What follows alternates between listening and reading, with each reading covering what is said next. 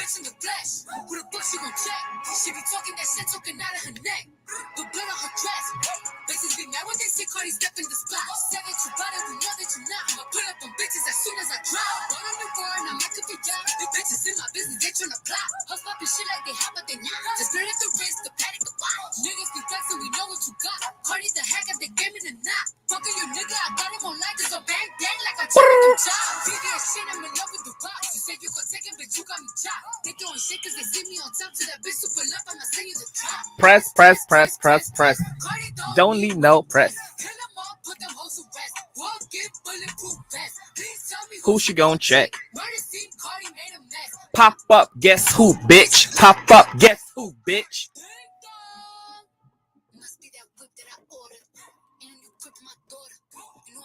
Gonna spoil her.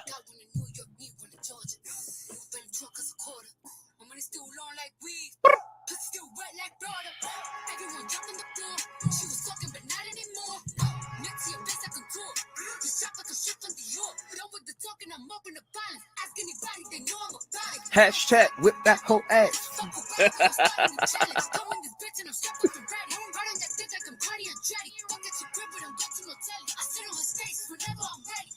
Bitch, I'm a freak like Greek.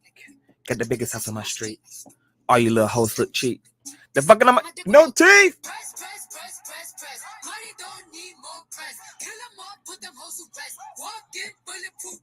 Please tell me who she gon' check. Pop up, guess who, bitch? Pop up, guess who, bitch? Pra pra pra pra pra. Pra pra pra pra pra. Pop up, guess who?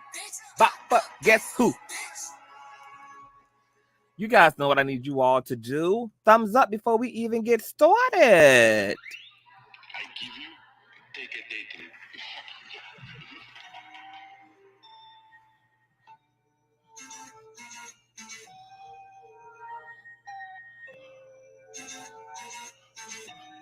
Bring the cash out.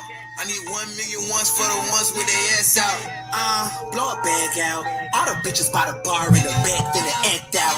Yeah, bring the cash out for the freaks on the pole and the hoes with their ass out. Yeah, blow a bag out. Get the draw, hit the flow, shake it ass, got the clap down. Down south hoes, I've been late night working. 10 toes down and they won't stop twerking. Southside niggas on 10, they lurking. Looking at my freeze like virgins. Wasted, baby. Baby, yeah, you wasted. Baby, yeah, you. Bounce the bitty.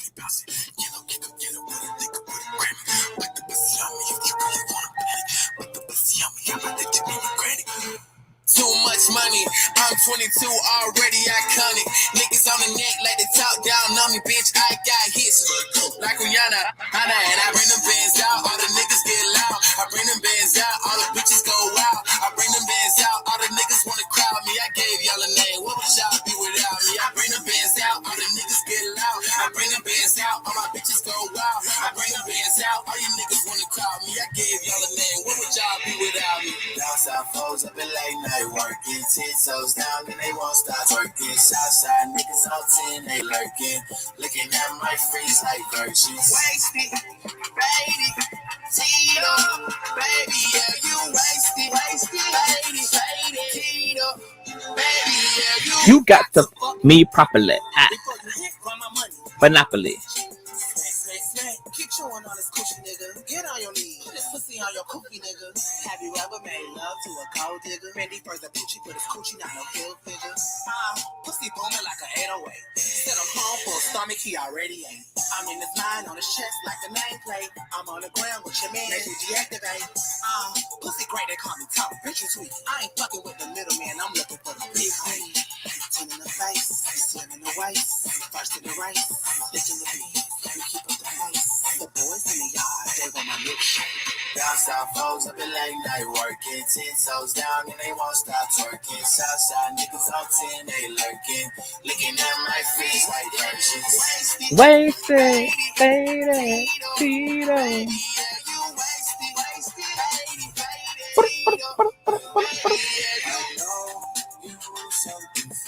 I know they do. It's just what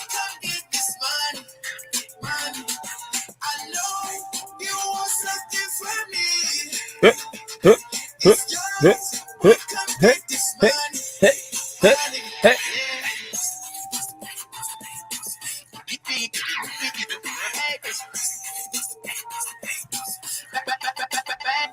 What's going on, Conscious crew? It is your favorite breakdown commentator, CTV. Welcome to another riveting episode of the motherfucker platform. What's going on?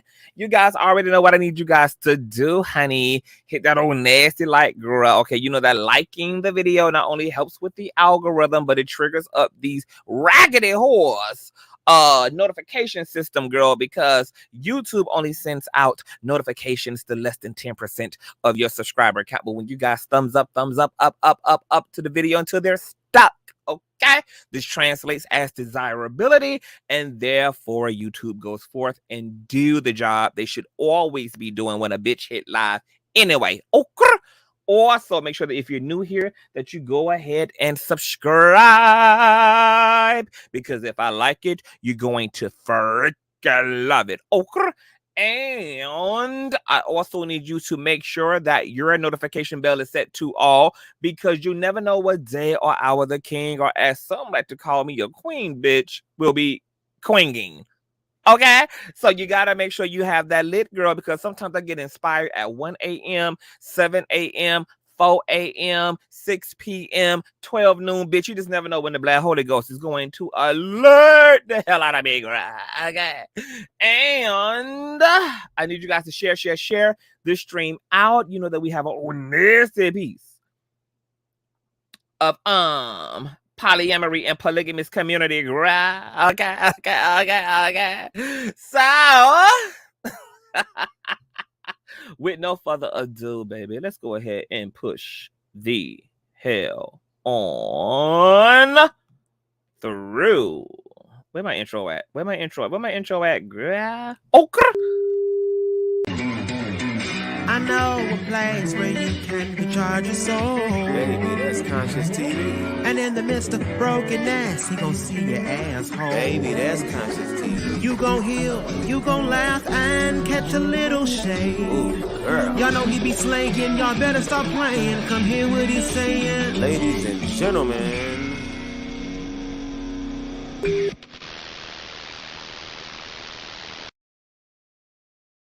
Hi, you guys. What's going on? Pam, the Esquire, the law intellect, girl. You must have been proud of me, girl, because I actually said affidavit instead of alpha. Okay? I knew what I was doing yesterday when I was saying alpha David instead of alpha David, girl, because sometimes I just let my tongue be free, girl. Slavery being abolished, baby. Okay, I ain't trying to pronounce and enunciate these white folks' language all properly, girl. Okay, sometimes I just let my tongue, girl, just be free at last. Almighty is the English language. Free at last, baby. Okay. Thank you, Pam. Thank you so much, honey. You guys make sure to also subscribe to Pam the Esquire, the law intellect out here on the streets. She is dope, and she is a real attorney at law. Okay, not like that Brian L. Ponder who's disbarred in Oklahoma, but that's another story for another day, girl. Okay, what's going on? Hey, everybody, let me speak to my conscious crew members, girl, in the motherfucking building.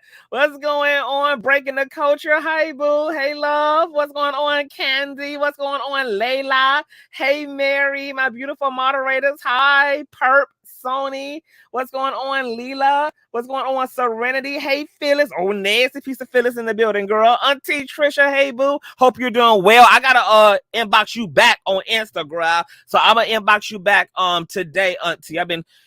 It's been a lot going on. What's going on, Jay Goody? What's going on, the holistic attorney, honey, who says she dehydrated? Now, you know we don't do thirsty, the holistic attorney, so I need you to find a way to quench your thirst, girl, because you know we don't do thirsty over here. Oh, what's going on, Shay Love? What's going on, Queen Barbara? Hey, Candy. What's going on, Andrew Carr? Miss Carr. What's going on, Linda? What's going on, Libra? Hey, VS Speaks. What's going on, Scorpion Queen? Hey, Shay Love. What's going on, Steffi? What's going on, Ken Goddess? What's going on? Hey, Chunky Duncan, ain't seen you in a long time, nigga. What's going on? What's going on, St. Marquis? Hey, Perp. What's going on, R&B? Okay, what's going on, Jordana and that missus, honey? Hey, God bless y'all. What's going on? Hey, Caitlin. Old nasty piece of reckless girl on the way to an old nasty superhead appointment, girl. Okay, what's going on, Lisa? Hey, Angela. Oh, what's going on, Patty? Hi, what's going on, Caramel? What's going on, Miss Raja? Yeah, what's going on, Kitty Queen? What's going on, Sabby? Hey, boo. What's going on, Sharon? Hey, okay, girl, it's a lot of y'all, girl. It's just going on and on and on. Hey, okay. Hey, Emily. Hey, Teresa. Now, let me go ahead before we get started, girl. Let me give nasty shout out, girl, to my contributors, girl. I want to shout out to Miss Holly, girl, who calls me her shaman. Thank you so much for your PayPal donation. I also want to shout out a few of my other contributors before I get started. Girl, how doing? I want to shout out Hood Life Chronicles. Thank you so much, love, for your donation. Thank you so much. See, I don't even know who's who now because I did that marathon the other day. We had got 30 something odd people went to Larry's Patreon the other day. Me and Auntie Trisha and a few of the other conscious crew members and disciples, girl, was hoping those who ain't got it to get it, okay? When Larry did his tell-all as it relates to the accusations and the allegations and all of that with his staff who was a part of his church at the time and his housemates and those who lived with Levontraye at that time and all of that, and folk didn't have that 13 in this inflation, girl, and post-pandemic living, girl. It's a mess. Okay, so I wanted to shout out and thank everybody. So you guys know I just had an amazing interview with influencer Sharrell's World. Okay, you guys know Sharrell's World. She's a content creator out here, girl. She gets into her real housewife bag. She gets into pop culture, politics. Her and her hubby, they do it all over there. Okay, this is one of my favorite YouTube couples and collaborators. Okay, absolutely love them. Now, let me tell you a little bit about Sharrell's World, girl, okay? Shirelle is someone who is not shy of controversy, okay? She knows what it's like to endure smear campaigns. She knows what it's like to be infamous. She knows what it's like to be on the very dark, weird, bizarre, sunken place as end of the social media streets, okay? And between her watching my commentary, which has been profoundly fact-based, okay, and her also listening to the other side and seeing the inconsistencies as they are, blazing like a pillar in the night sky, and then also listening to Larry's side, she reached out to me and she said, CTV, I have to bring you on. And she was also fair enough to extend an invitation also to Bishop Blackhead as well as Unhinged with Foloco K. Okay, none of them accepted the invitation because none of them want to rumble with the B face to face, bitch. You know these whores know better.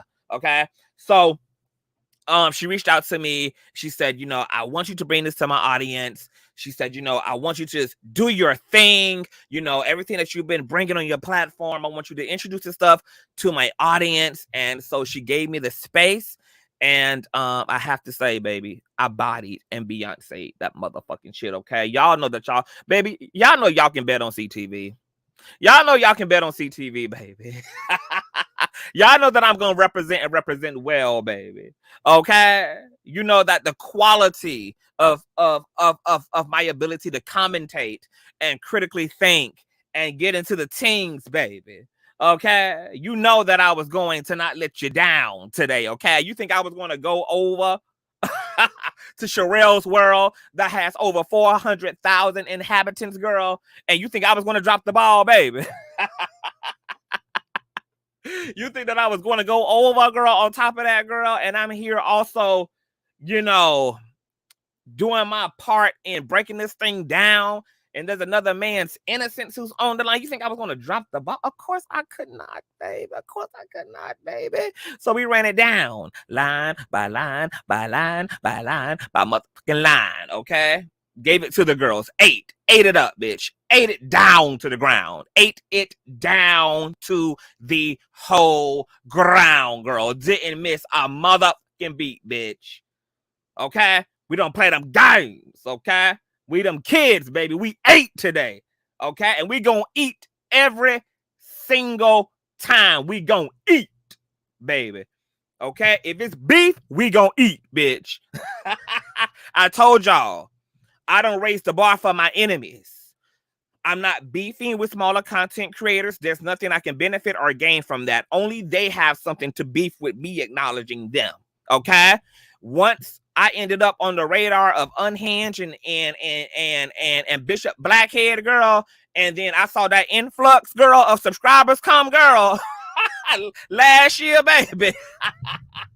Nah, baby. You got to have 1 million subscribers on some type of elevator or escalator, baby. Okay, for me to get into an entanglement with you, okay?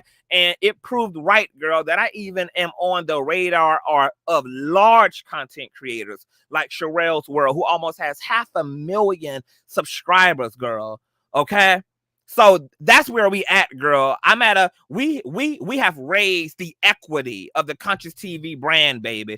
Okay, we're not salvaging the bottom of the pyramid, looking for the low vibration and getting into low down, low brow debauchery, baby. Okay, we have risen the stakes and the standards even for our enemies, baby.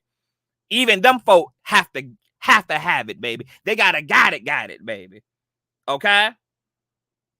So, you know, I feel very great. I feel very blessed.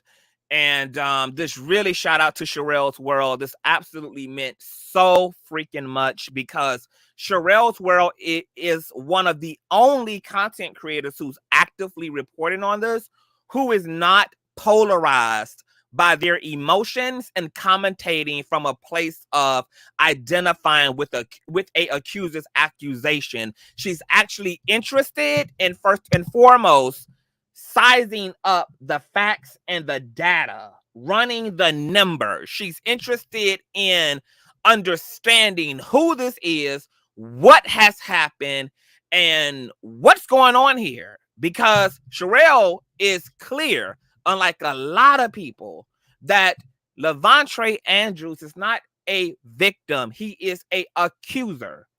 He is someone who has a claim. You have not seen a sex tape between him and Larry Reid. You have not seen anything that explicitly incriminates Larry Reid. He's just a stranger with a claim. Okay? A stranger with a claim. That's what an accuser is. Someone with a claim. Now, what the legitimacy of that claim is where we come into play at, honey. Okay? And I'm sorry. The facts ain't facting on Levontraye's part. And I'm going to tell you this. He's now been caught red-handed in several foundational lies. And that destroys his accusation in and of itself. The truth does not require lies. The truth does not require pussy popping. The truth does not require propaganda.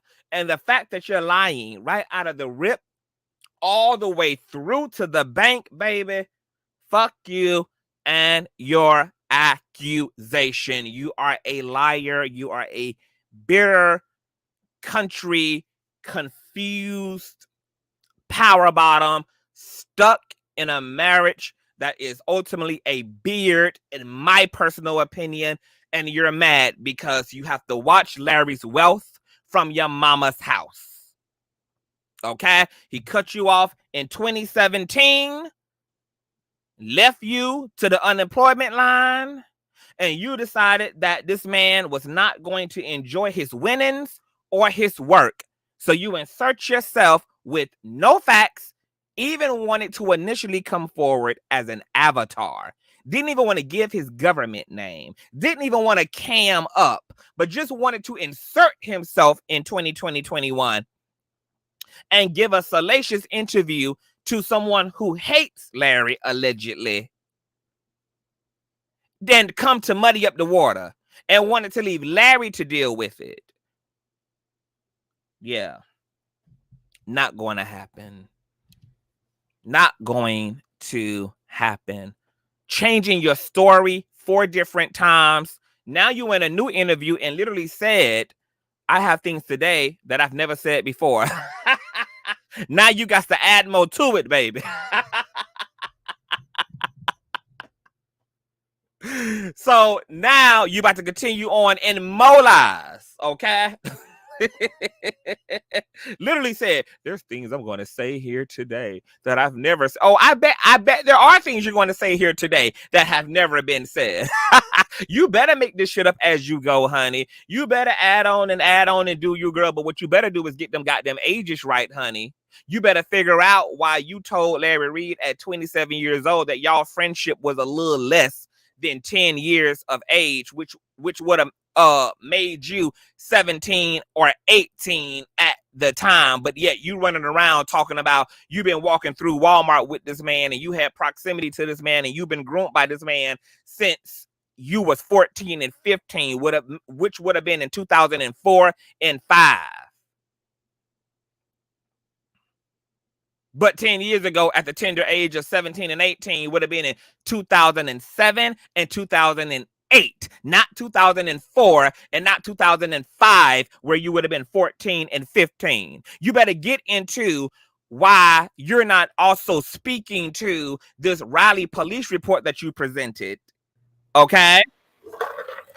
And you are stating that there's an open investigation as if it takes police 5 fucking years from 2018 to 2022 to conclude a investigation. But then you don't even address the fact that you don't even put Larry's name on the police report. You don't give a description of him. You don't provide an address or a phone number for him. But yet there's a investigation. And then you don't deal with the fact that when you ran to the initial YouTube uploaders page to give a avatar interview, that YouTuber was sued by Larry, and in the litigations they had to subpoena, the courts had to subpoena the Raleigh, North Carolina Police Department and found that that was also a lie. Larry's name is not even in the database. There was not even so much as an investigator assigned to the investigation. So how in the hell is there going to be an open investigation against Larry Reid and you never even put the nigga's name on the goddamn police report? Then you're dumb enough to tell Unhinged, Bishop Blackhead, and the YouTube uploader you initially uploaded with that you was 14, and then you file a frivolous police report against Larry in 2018, and you cite the location of the crime at the 3216 Unwinewithtashak Drive property. But at 14 and 15, that would have been in 2004 and 5. And guess what? The Unwinewithtashak Drive property wasn't even built or owned by Larry until 2006. So how the fuck did you spin around in the hallways and dance with low lighting in a bedroom that never even fucking existed at 14 or 15? And then you got dumbass Levontraye Andrews apologist talking about, well, CTV, you know, it's common for an accuser, you know, to have a foggy memory. Oh, no, it's not. People don't have a foggy memory around trauma, bitch, for one. That's not the way trauma works. And then for two, Lavontraye even rebuts that. Because in his interview with Unhinged, right? Remember when he went out of his way to let Unhinged know that he has a photographic memory, that when an event has a strong emotional impression upon him, that he can recall every single minute and minuscule detail about that event. So Levontraye even telling y'all hoes, no, bitch, it ain't nothing wrong with my memory, but yet he pussy popping on his memory.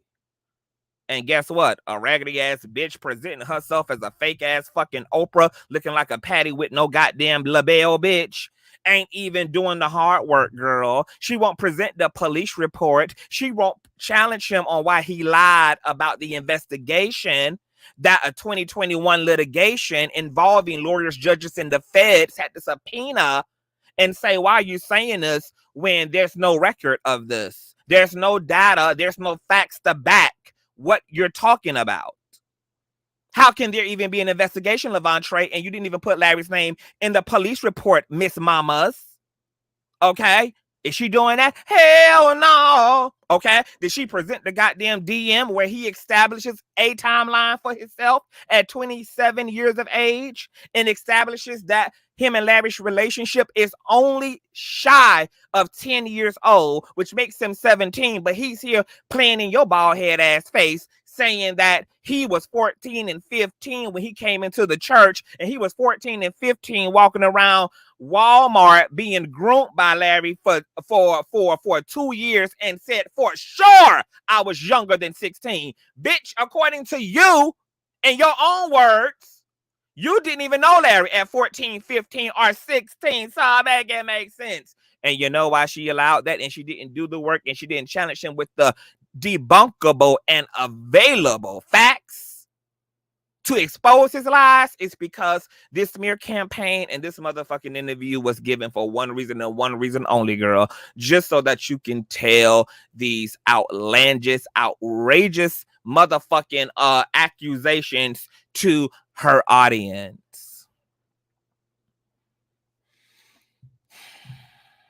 Not to mention that the motherfucker was actually sexually assaulted, as you guys heard from Larry the other day when he came onto my platform, by Levontraye's cousin, allegedly, and the previous pastor, okay? Something that I told y'all back in 2021 when I had to fly down to the goddamn mountainsides of damn North Carolina and talk to all these goddamn people who were involved in this situation, who all knew that Levontraye had made claims that he had been sexually abused by a relative as well as the previous pastor. So while he's able to sit there and talk about twerking and dancing and naked and all of that stuff, all he did was swap out his last pastor's name for Larry's name. All he did was switch names on the event. He is talking about something that happened to him. It's just not something that Larry did to him. So I just want to shout out the Shirelle's world for being actually interested in the facts, actually interested in making it make sense, who's not having an emotional experience, but taking this for what it is. It's a case right now in one part that's being tried in the court of public opinion, but it's a case that's also being tried in the court of law because Larry has an active lawsuit against Levontraye. And it's refiling in the state of Georgia, which is also very odd because you would think that it would be the accuser who would be running to the law to hold his perpetrator accountable. You would think it would be the so-called victim that would be going to the law for a criminal or a civil suit against their perpetrator. You would think that. No. Well, you would think that a man who then has spent his time over the past 2.5 years talking to Larry's open enemies and nobody else, not a non-biased interviewer, not anybody from the other side, but literally only interviewing with people that hate Larry's guts. You would think that he would then at least take the opportunity that Larry gave him by suing him to finally litigate and have his truth proven for what it was and finally have Larry penalized for what it is. So if your mama received a summons on your behalf, why would you instead present to the courts a redacted Georgia license citing jurisdictional discrepancy rather than say, let's go, bitch. Let's go, bitch. Let's do this, bitch. You want me, bitch? Let's go, bitch. Let's go. Let's go, bitch. Because you know what you did to me. Let's do it. No, instead, honey, he want to play hide go seek, girl. He want to play, I ain't there, I ain't here, and I ain't queer either. Instead, he want a pussy pot, baby. He want to stop, drop, and roll, baby. He want to haul ass. He want to get on his scooter and scoot, bitch. That's what he want to do. Why? Why, Craig? You ain't got to lie to kick it, Craig. You ain't got to lie to kick it. Your perpetrator made it easy for your ass by providing the opportunity for you to see about him. And what you do instead, you write up in an affidavit that you don't own no property in North Carolina. You've been in Georgia since 2015. Here's your license. Your mammy ain't got no right to receive a summons on your behalf. And therefore, you cannot be served or tried or litigated with in Raleigh, North Carolina, where the doctor filed this lawsuit at.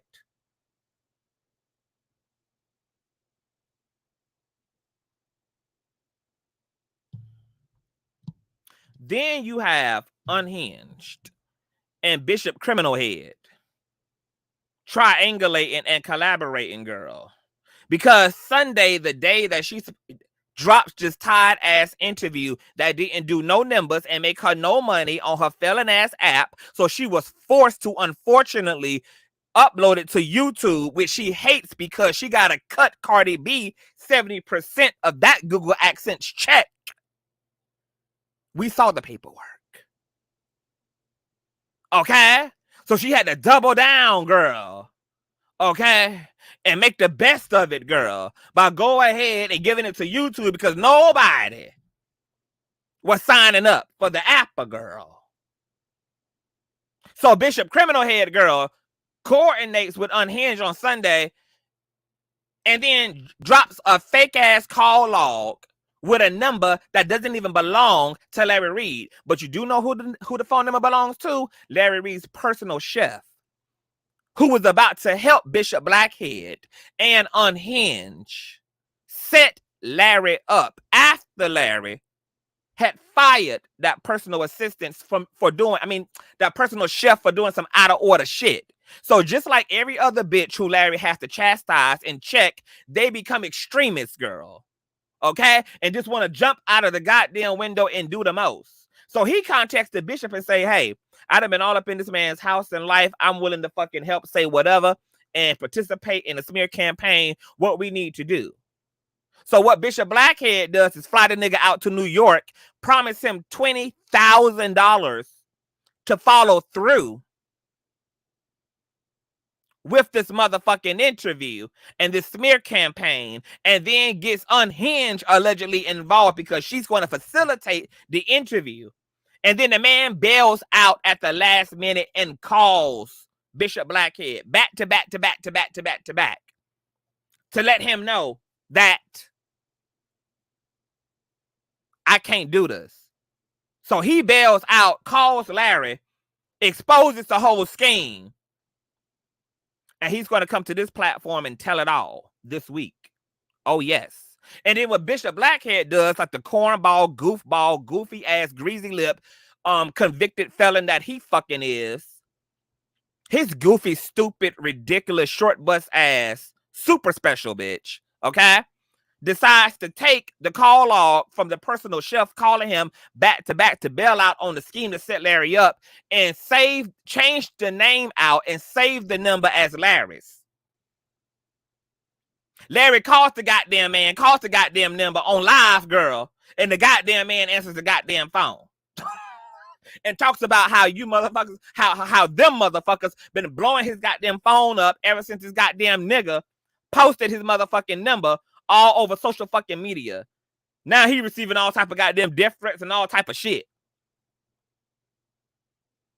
And then nobody is smart enough to ask themselves, wait a minute, bitch, as thirsty as you is for an exclusive, Bishop, bitch, you just allowed King Jives up on the goddamn Insta Live. So we know how thirsty you is to talk to people you claim you fucking hate, girl. Soon as they willing to pull up on your ass, you willing to pull out a chair for their ass at the motherfucking table. So we know how thirsty you is.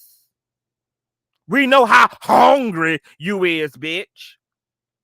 So you You tell me, you trying to tell me that if Larry was calling you back to back, bitch, that you wouldn't have answered, and that you wouldn't have answered for the purpose of incriminating his motherfucking ass? Bitch, please, you wouldn't have dare missed out on an opportunity, girl, to expose the fact that Larry was calling your ass out of fear, bitch. You would have answered that phone, and then your ass would have went live from that second phone that them goddamn feds extrapolated from your ass and charged you with according to your 2022 December indictment, bitch. That's what you would have had done did. But instead, bitch, you couldn't do that, girl. You know why? You couldn't get Larry on the call, girl. You know why? You didn't answer the motherfucking phone, bitch. It's because it wasn't Larry and you knew it, bitch. That's why, ho. That's why, ho. That's why you couldn't do it, ho. And it's just all, and this is what this is the thing. These people don't realize how they're hurting Levontraye by producing fake receipts and changing numbers out and names out on phone numbers and creating propaganda and fake news. You're taking away from a nigga who is already struggling to have his story legitimized because he can't even perform his own lie well. Yeah, introverted. Bishop Blackhead was arrested in December of last year. He will be facing a jury trial, girl, for all of his alleged crimes. Hey, Shelly Moore, thank you. I love you more, babes. They're hurting him by producing all this fake news. It's already bad enough that Lavontraye himself done been caught in several essential lies that completely destroy his fuck shit. He lied about why he lied about not being angry at Larry. But then we pull the receipts, bitch. You confronting and mad at this man for cutting your ass off and blocking your ass, and y'all got at least 10 years of friendship history, and how the fuck dare he do this, and he don't give you an opportunity, and blah, blah, blah, blah, blah. But you tell Hinge, you tell Miss Hennessy, girl, oh, it is preposterous. Preposterous. How arrogant of Larry. How arrogant of Larry to believe that I would say such a thing because I'm mad. And then, in fact, that's exactly what the fuck you is, bitch. So this nigga already getting caught up in several lies, from ages to properties to timelines to the whole. God, just making it up, girl. And then you got him. And then to add insult to injury, you a liar. You caught in several lies that have destroyed your allegation.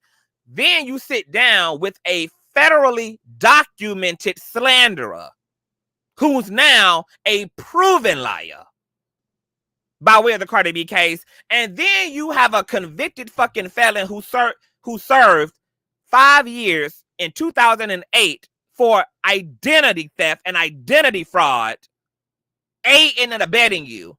The same fucking identity thief who supported and stood up for Tekashi 6ix9ine in his litigation, where he pled guilty to making explicit videos with a 13-year-old girl, and Mr. Blackhead, criminal head, is in court contesting the verdict to the judge. Even though Tekashi admitted to guilt and wrongdoing.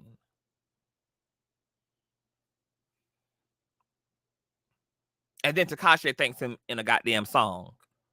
And the reason why y'all saw Blackhead with a new attorney, that Caucasoid woman with the blonde fusions in her head, after he had thrown Tasha Howard out and assaulted her and put killer out of his church. And then in that press conference, y'all saw that white woman. That's the same fucking lawyer that represented Tekashi 6ix9ine in his litigation.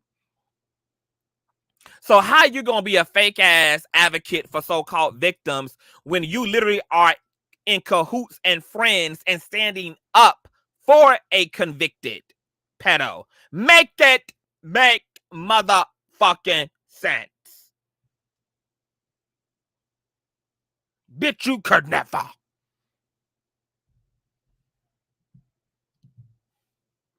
Okay? Could never. Could never, bitch. Oh, I didn't even know that Hey Pam was up there, girl. Y'all know, bitch, I get possessed by the Holy Ghost, girl, and then I just let have in the sanctuary, bitch. Okay? Let have, girl. Tear, set the roof on fire, bitch. Okay?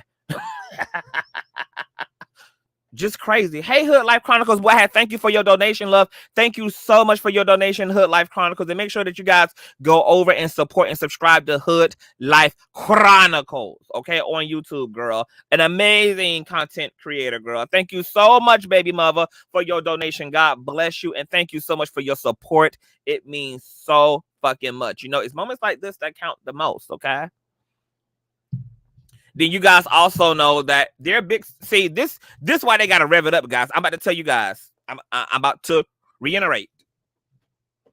The reason why Tasha had to call Larry in December, remember that recorded phone call that Larry recorded her ass on? And remember, she even lied then talking about Larry motioned the courts for voluntary dismissal in Levontraye's case after that phone call with her. But then we ran the receipts, girl, and saw that her phone call came in on December the 6th at 11:15 p.m. But Larry's motion for voluntary dismissal had already went into the system on the fucking 5th. But she gets on Bigo and tells the lies.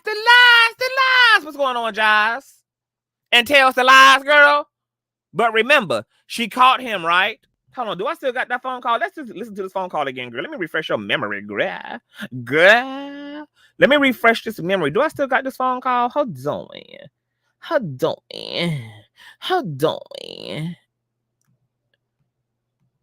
got the phone call. Hold on. Let me mute myself real quick.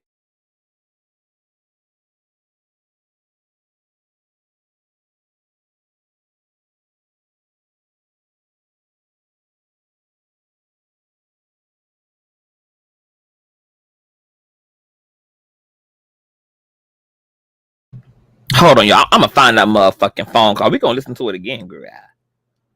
We're going to listen to it again, Miss Mamas, okay? Because I'm going to tell y'all why that phone call happened, okay? I'm going to remind you of why that phone call happened, and I'm going to remind you of why Levontraye is now going to add more. He's going to add more. Remember, he said in his interview, I'm going to say things here that I've never said in the previous. He's going to say more lies here that are original. He's going to make original lies. He's going to create original lies, girl. He's going to tell original lies. And then I'm going to tell you why they're doing this. I'm going to tell you why that phone call happened. Hold on. And thumbs up this video. Thank you. I don't know where the fuck Reckless went, girl. He always on some man, child. Let me see, girl. I don't know why I had put this goddamn audio yet, girl. How doing?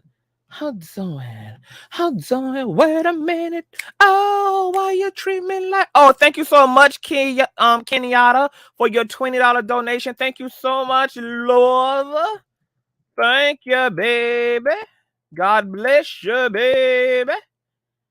Oh, here it is. I got the audio, girl. Okay, let's listen to this motherfucking audio.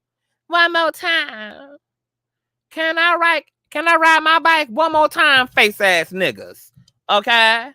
Let's do this, because I'm going to tell y'all why this bald-headed, wandering spirit of a demonic heifer called Larry on December the 6th and then lied about him submitting a dismissal after this phone call when in fact, girl, okay, his dismissal had went in the day before her call, bitch. Okay, matter of fact, let me go ahead and just show that receipt one time, girl, since we are dealing with the audio. The audio. Okay. How doing? Oh, here it is, girl. Let me share my screen, girl. Then we're going to listen to this old nasty audio, girl. How doing? Hey, Gift and the Curse podcast. Hey, Bo. All right. Here we go. This here, girl. Remember this old nasty piece of receipt, girl? Let me take this banner down, girl, so y'all can really see what it gives up in this bitch. How doing? How doing? How doing? Okay, remember this hoe said on Bigo and her raggedy ass tired social media girl that she caught that Larry submitted his motion for dismissal in Levontraye's lawsuit, girl, after the phone call. But you can see here the phone call came in on the 11th, on the 6th at 11:12 p.m. But she got on live and said, girl, yeah, and he going, I want y'all to notice, girl, how he submitted his dismissal, girl, to the lawsuit when I told him that I had irrefutable receipts on him. But then come to find out, bitch, according to the courts, girl, he filed an intut, girl. Matter of fact, he actually filed his motion on the 10th, bitch. As you can see here, it was approved of the day before her phone call. On the 5th, bitch, filed and entered, okay? But he actually submitted it on the 10th, girl. Okay, what did it say here? Motion to dismiss for failure to state a claim. Okay? The courts approved his motion of voluntary dismissal on the 5th. But that lying ass heifer went on her live and said he got shook and scared, girl. He got shook and scared, girl. And bailed out of his goddamn lawsuit with Levontraye as a result of her phone call. Well, let's listen to that phone call for those who didn't get a chance to hear it. Oh, how doing? Where that shit went at? How doing? How doing real quick? All right, let's run this real quick, girl. Okay.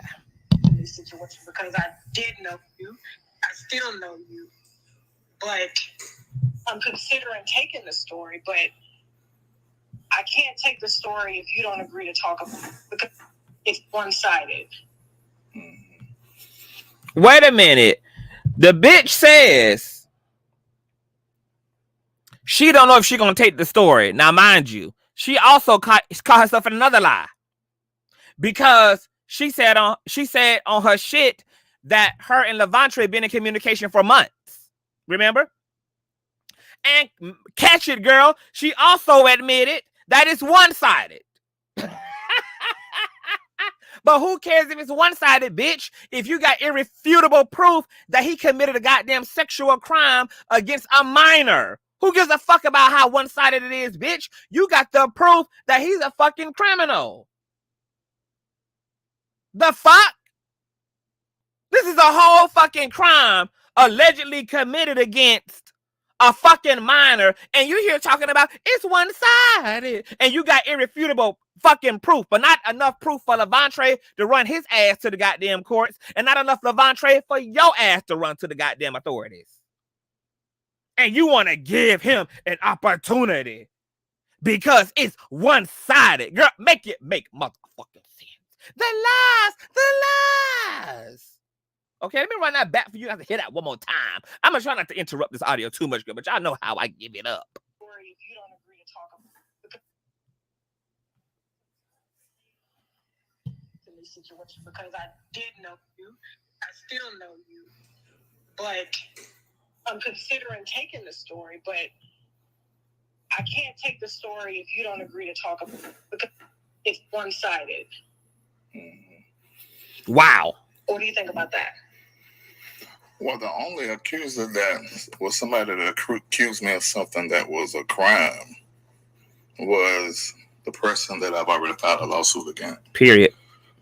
There's 3 other people, though. I don't know who they is. And there, so let me clear this up because a lot of people was confused about that. She's talking about the 3 other folk who came forward against Larry at that time. Remember, one person accused him of HIV. Remember that? Remember that. And remember how we have already debunked that as well. Okay. One person came forward, which also ironically happens to be Levontraye's friend. Hold on. Let me just, because, you know, I like to remind y'all of receipts because, you know, y'all take in a lot of information and sometimes y'all be forgetting shit. So we got to go over shit, you know, again and again and again and again and a goddamn again, which I don't mind. Okay. But remember, girl, 3 people, one Lavontraye, okay, who we proven to be a fucking liar, is a liar and is lying. And then the second person was his homeboy who came forward, who accused Larry of giving him HIV. But at the time that he gave the same interview for the same YouTuber who was sued, remember, that YouTuber never even made this accuser prove that he even had HIV, and he never made the accuser provide any proof that he was in a sexual relationship with Larry. Now, mind you, this is also the person that is King Jive's god brother. Right now, they're out here dragging King Jives, claiming that King Jives knew about this particular accusation and this particular accuser the whole time and didn't do shit about it or kept it undercover. But King Jives has told y'all 101 times that his god brother did not want to take the issue to social media. And the god brother, in my opinion, didn't want to take the issue to social media the same way that he didn't want to take it to social. He didn't want to come out and really follow it up, even with the other YouTuber who he did interview with, because it's another debunkable fucking lie. Okay, here it is. You see a 2014 HIV test that reads HIV negative.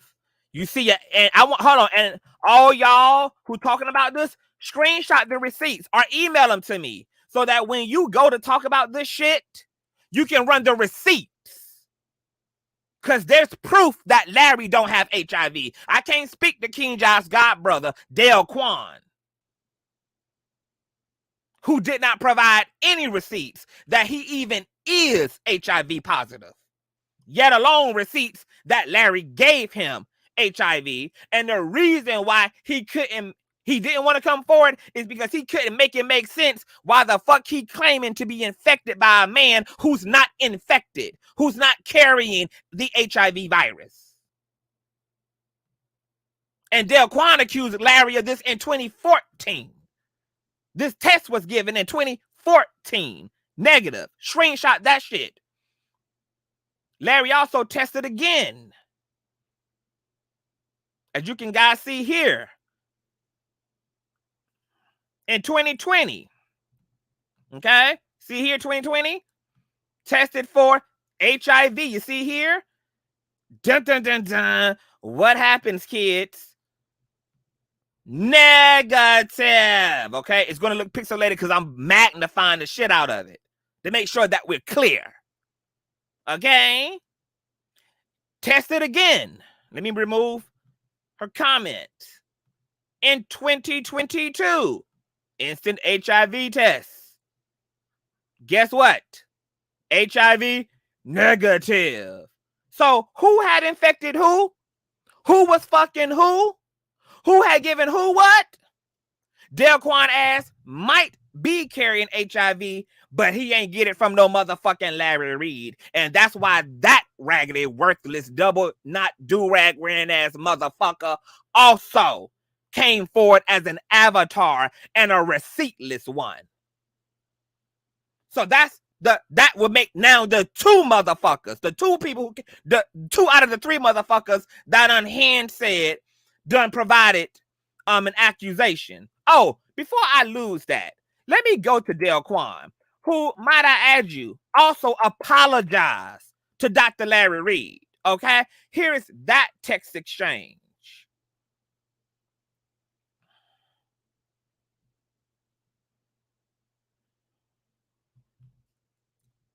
Larry Reid says to Del Quan, sorry, so many lies, man. I ain't never been perfect, but I ain't never done the mess he's saying emphatically. And I know I've done way more good than bad, and that the bad won't on purpose. You have. What's up? Del Quan says, I just wanted to talk. I've been able to sit back and reflect on my actions, or basically my response after I moved to VA, after he was kicked out of the fucking property. I was a wounded person.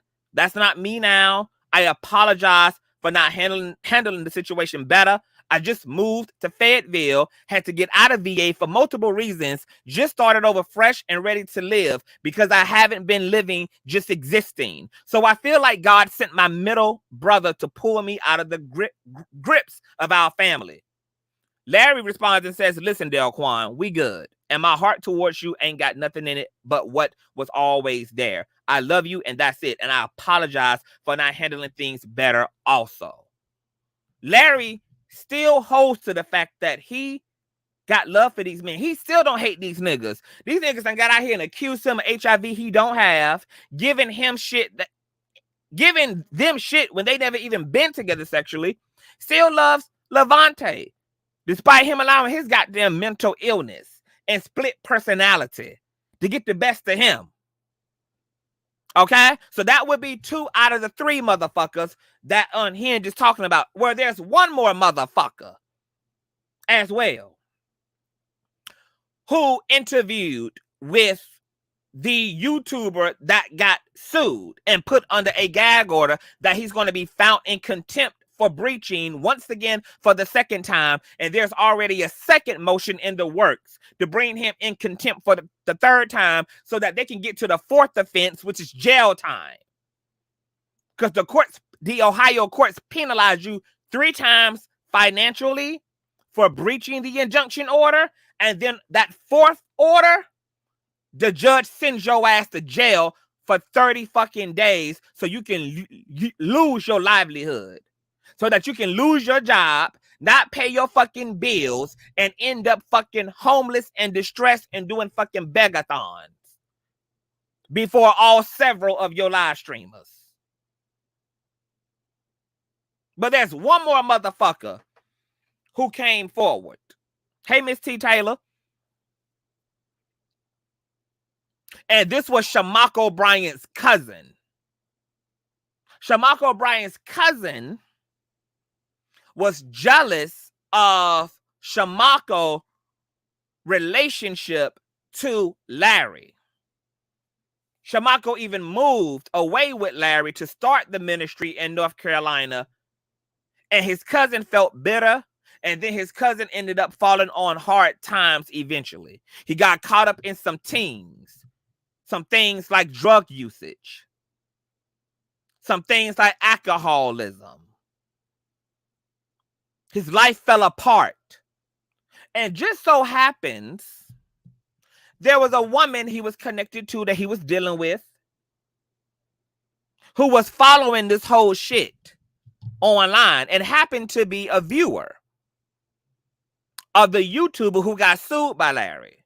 So she contacted that YouTuber, that YouTube uploader, and said, hey, I think I have somebody that has some dirt on Larry. I can probably get him into a conversation with you. Now, remember, the YouTube uploader had put out a SOS that he would pay anybody to come forward who had dirt on Larry Reid. So she facilitated this conversation between the YouTuber, the YouTube uploader, and accuser number 3, who accused Larry of just being weird and standing in doorways, butt ass naked, and just kind of, unhung this and unhung that, because it was really the YouTube uploader who was leading the conversation.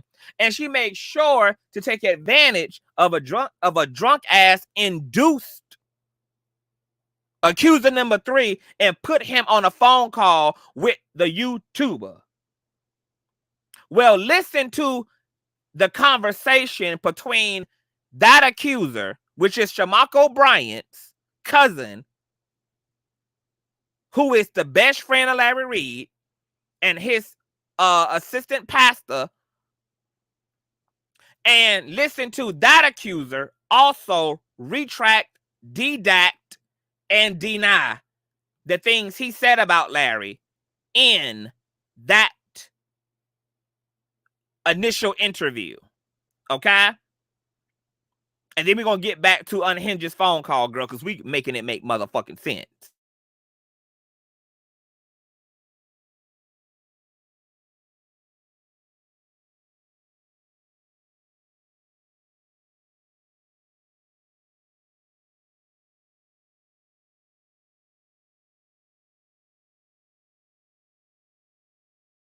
Okay, let me create a banner, girl. Let me what you about to listen to. Hold on, let me create a banner, girl, so I can create segments so we can establish where we at. Shamako convo with accuser number 3, who's his cousin. Audio receipts. Audio receipt. Okay, what you are listening to now is Shamako, because the cousin reached out to Shamako eventually and apologized profusely, was crying and all. He also interviewed with me exclusively. That interview is here on YouTube as well. And Shamako says, hey, you need to tell this to the world. Like, you need to talk about this, because you can't do that type of fuck shit publicly and then come and pussy pop privately. You need to tell that in the same space you told them goddamn lies in. You need to denounce and rebuke all that shit you said publicly like you're doing privately. A private apology is not going to work. This is that phone call. Listen up.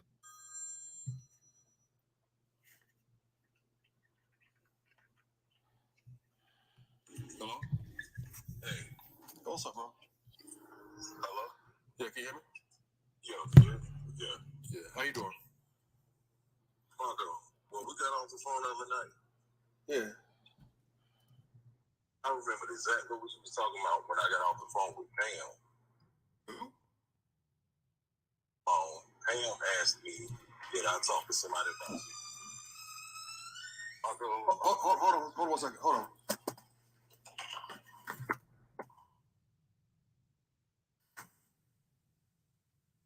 All right, I'm back.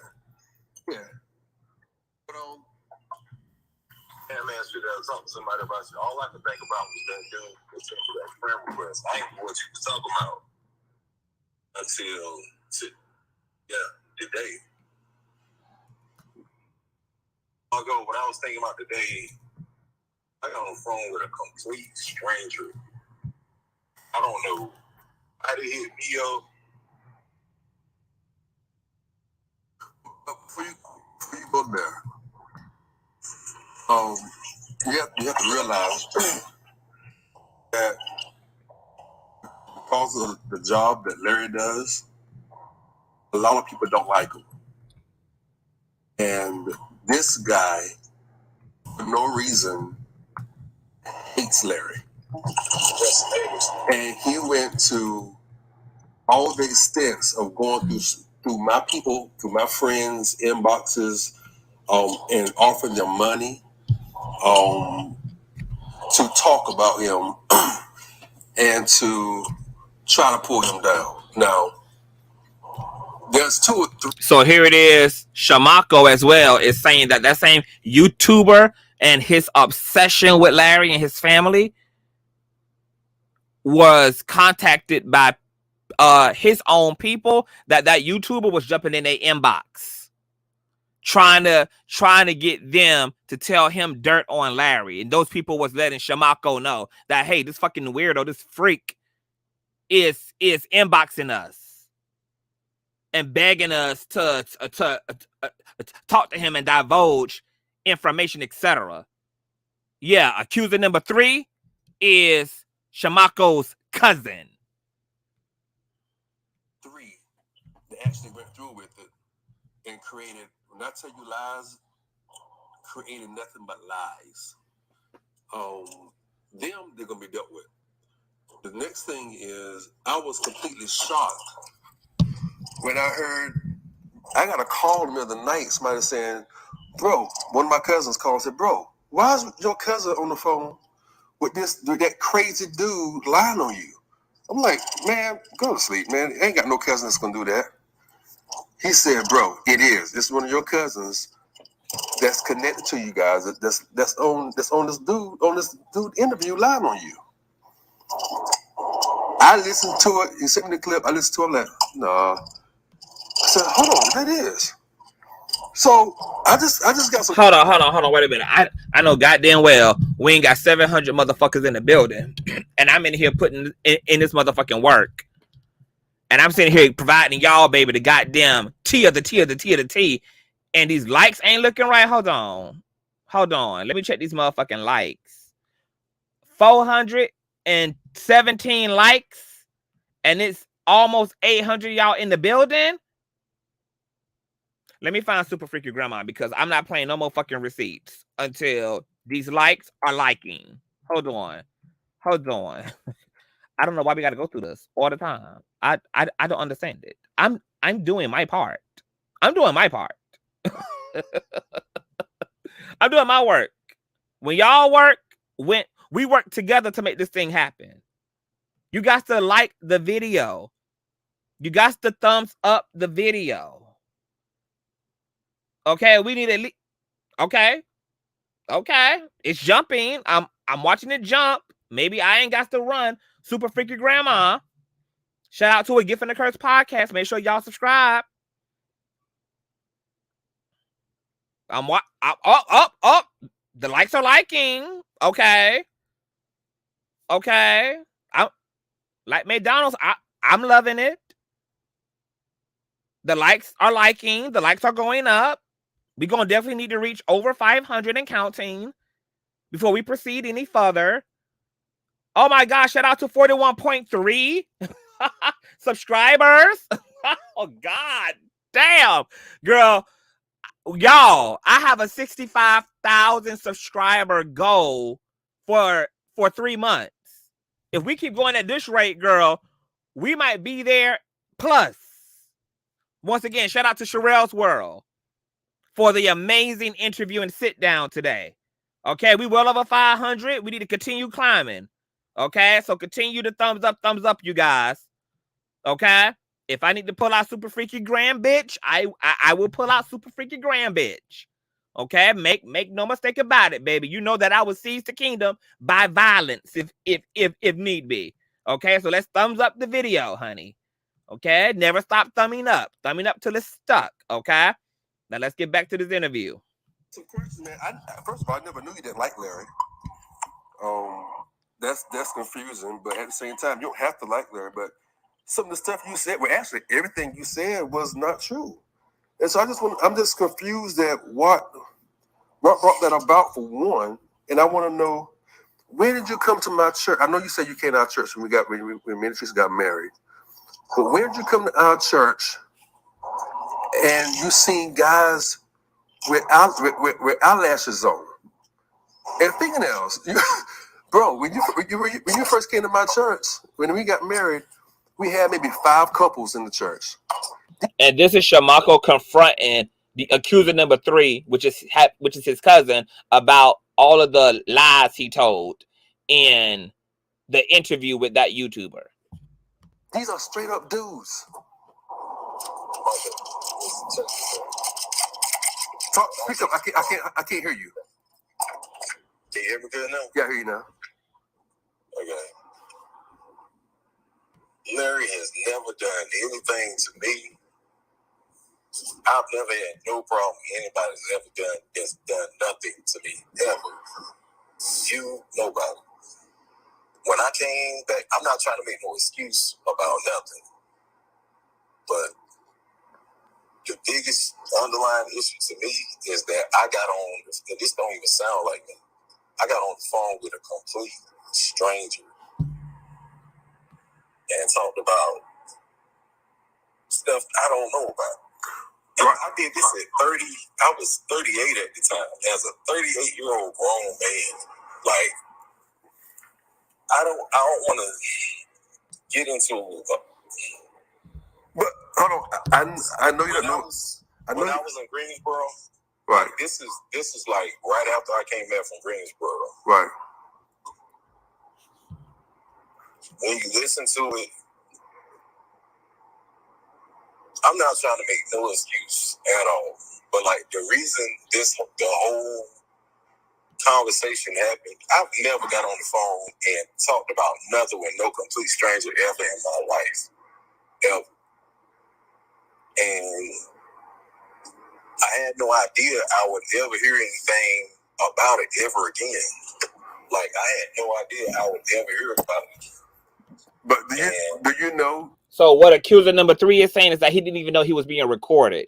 When the girl put him on a phone with the YouTuber who was paying for anybody to come forward on dirt about Larry, when she put him on the phone with this nigga, he didn't even know he was being recorded. He didn't even know it was an interview. He was also drunk and high out of his mind that night. And he was also bitter about Shamako's relationship to Larry because he don't have the relationship that he had with Shamako anymore at this point. That what you said was put on a platform and it's aired all over the world. No. And it's complete lies. It's you said I had no idea it would ever. Right. I had no idea. I was on the phone with a complete stranger. But listen to this. I just need to ask these questions so you can answer. I want to hear you answer these questions. Did you ever come to my church and seen guys with eyelashes on and fingernail polish? No. Okay, now, did you say, or did you said that Larry was touching the boys in the church? Marco, I could remember that conversation if the only way I could remember that conversation is if I heard it. This is what I'm saying, Marco. Like, what I'm saying is I did things with Madeline that I've never done. He's talking about the woman that participated in a breakdown in his life. This was a woman he was romantically involved with. They were going through a hard time. He was in love with her and shit wasn't working out. She was also turning his ass out, putting his ass onto things that he's never done, aka things in the substance arena. And they were now breaking up and his life was in fucking shambles at that point in time when that interview was facilitated. And never did again when I got away from him. Mm-hmm. I want to rewind that part back a little bit. And when I if the only way I can remember that conversation is if I heard it. This is what I'm saying, Marco. Like, what I'm saying is I did things with Madeline that I've never done and never did again when I got away from him. Mm-hmm. And I can't sit here and try to make no excuse for hurting you or saying anything wrong about you.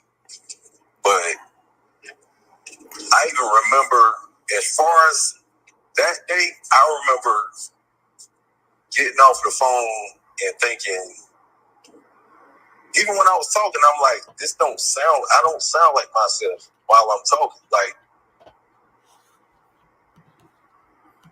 the reason why he's struggling, you guys, is because he was in an altered state of consciousness. He was substances were substancing. Whatever was going on when I came back down here from Greensboro, I stayed by myself on purpose a lot because I needed to be by myself. I know it sounds mixed up, Marco. No, I got you. I mean, I got you. I lost my mind dealing with. I lost my mind dealing with Madeline. I really lost my mind. Listen, hold on before you go to further. I ain't crazy. You're my cousin. Man, we grew up like brothers. So I knew something was off. If somebody would have told me that you did that, I would have gave money. No, I wouldn't do that until I heard it myself. I'm like, hold on, what's going on? I couldn't sleep for days because I'm like, well, yeah, he told a lie while high out of his mind. He didn't even know what the fuck he was saying. He was just flowing through the conversation and and yes, and you could tell even in the interview the motherfucker sounded off. In the interview, he sounded fucking off as hell. And he got set up by the bitch who he talking about, this Madeline country asshole and this thirsty ass YouTube uploader who was out for blood on Larry. And they took advantage of this fucking man in breakdown, miserable at this point in his life, and high and inebriated out of his fucking mind. Why would you go and make up these lies? You said, hold on, I just need you to say yes or no. You said that we was going to, we was taking the guys to London for 2 weeks on some type of sex thing, some type of escort service, and then the women would come back and you said it in your video. Marco, I was so that's not true. Margaret, I was so jacked up. I hope to God I didn't say that in there. I don't. Listen, bro, I can see the recording. You said that. Then you said that Larry touched the boys, and you let this crazy man insinuate that I would let someone fondle Joshua. Wow. And you brought my mom and my dad in and said, wow. So the YouTube uploader was spinning narratives while this nigga was fucking high out of his mind and trying to coach this nigga through, and was like, yeah, so did Larry ever touch Joshua, who was Shamako's son? Shamako's son. Yeah, yeah.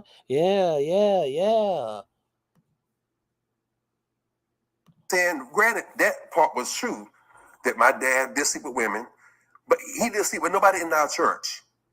But you let me rewind it back. I didn't say that in there. I don't. So that's not true. Margaret, I was so jacked up. I hope to God I didn't say that in there. I don't. Listen, bro, I can see in the recording. You said that. Then you said that Larry touched the boys, and you let this crazy man insinuate that I would let someone fondle Joshua.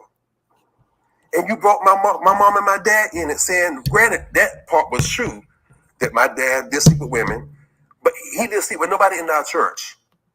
But you brought that out about your Aunt Mary and said that you let this crazy food. That is a crazy food. That case was Reid had to sue him because he was getting other people make up kind of crazy mess.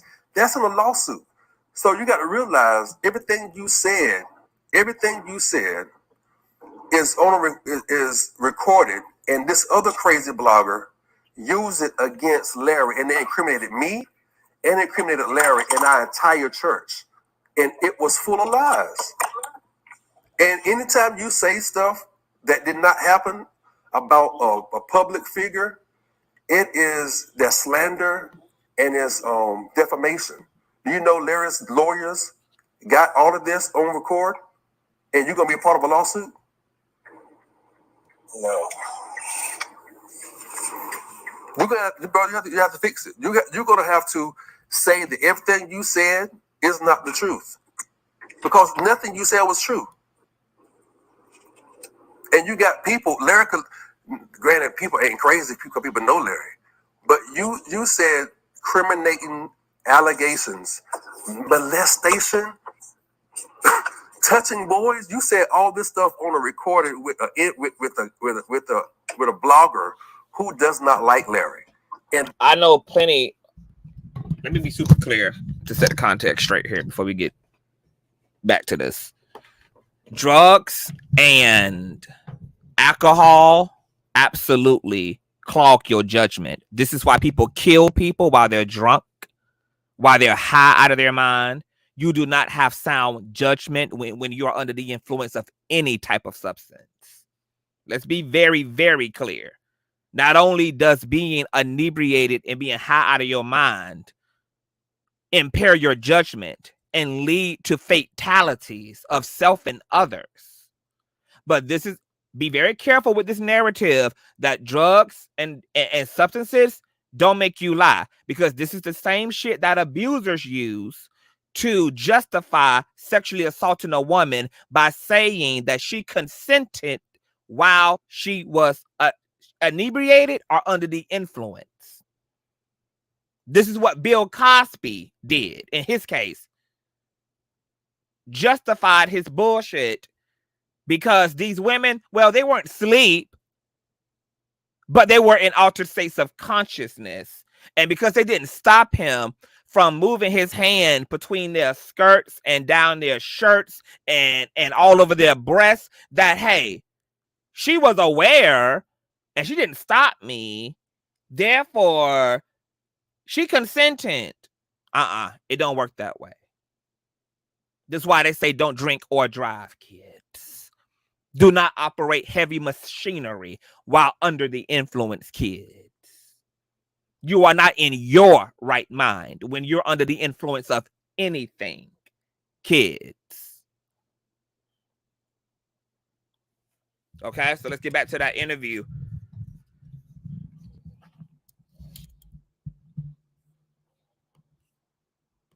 He sent it to other people and sent it to another man who's airing it on his platform, and thousands are listening to it. And even to make it all worse, like I literally, like I said, I got on the phone with a complete stranger. Right. That's even worse. Mama, that don't even sound. I know that's not you. Right. But you did it. You go, man. That's why I'm asking these questions on purpose. That's why I gotta, When people was asking me, say, is that what's the name? I'm like, they said, but bro, y'all close. You just posted a video. You just posted pictures of him about how y'all like brothers. I said, listen, we've been brothers like ever since I was born. I couldn't believe it. You said that he manipulated me and exiled me from my family.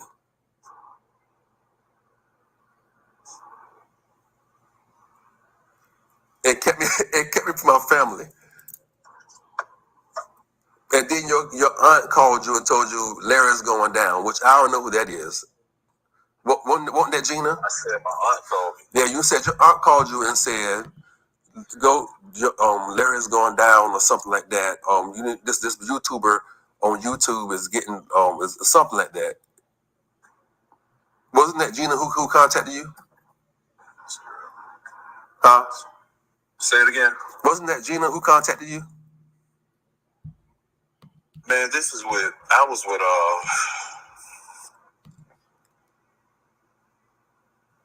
trying to think of that day. Matt was sitting on the bed. Was it even Matt? I don't even want to think about Matt's name. Right. Hold on. It was on a Saturday. Was it Saturday? But just I for was trying to figure out today. Just trying to figure out today why I was even. I remember driving that day, and I was trying to remember why would I even try to drive that day. But let's ask this question, just for the record. Can you? Yeah, Key Rich. I mean, people are always jealous of relationships. Is it mature to be jealous? No. But does it happen? Yeah, unfortunately. Friends can be jealous of your new boo because, yeah, you're not around no more. Your family can be jealous of your marriage because you're not around no more. This man grew up, as you can hear from the both of them, they grew up like brothers. And then Shamako and Larry's calling was more alike. So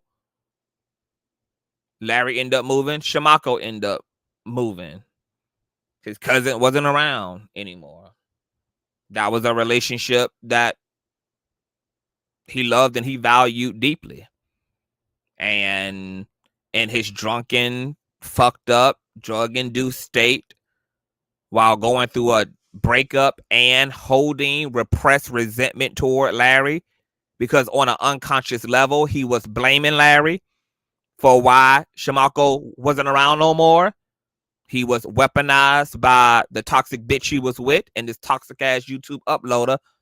And he allowed his disdain for Larry to be the reason why he participated in telling lies under the influence against Larry.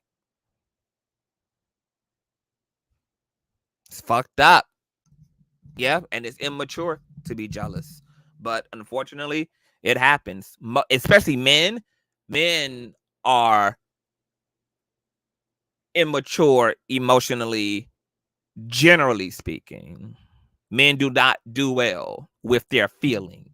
So, sad state of affairs. But it was good that he was able to repent, he was able to repair, and he was able to correct the narrative by setting the record straight, which is what he did, and taking responsibility for what he said.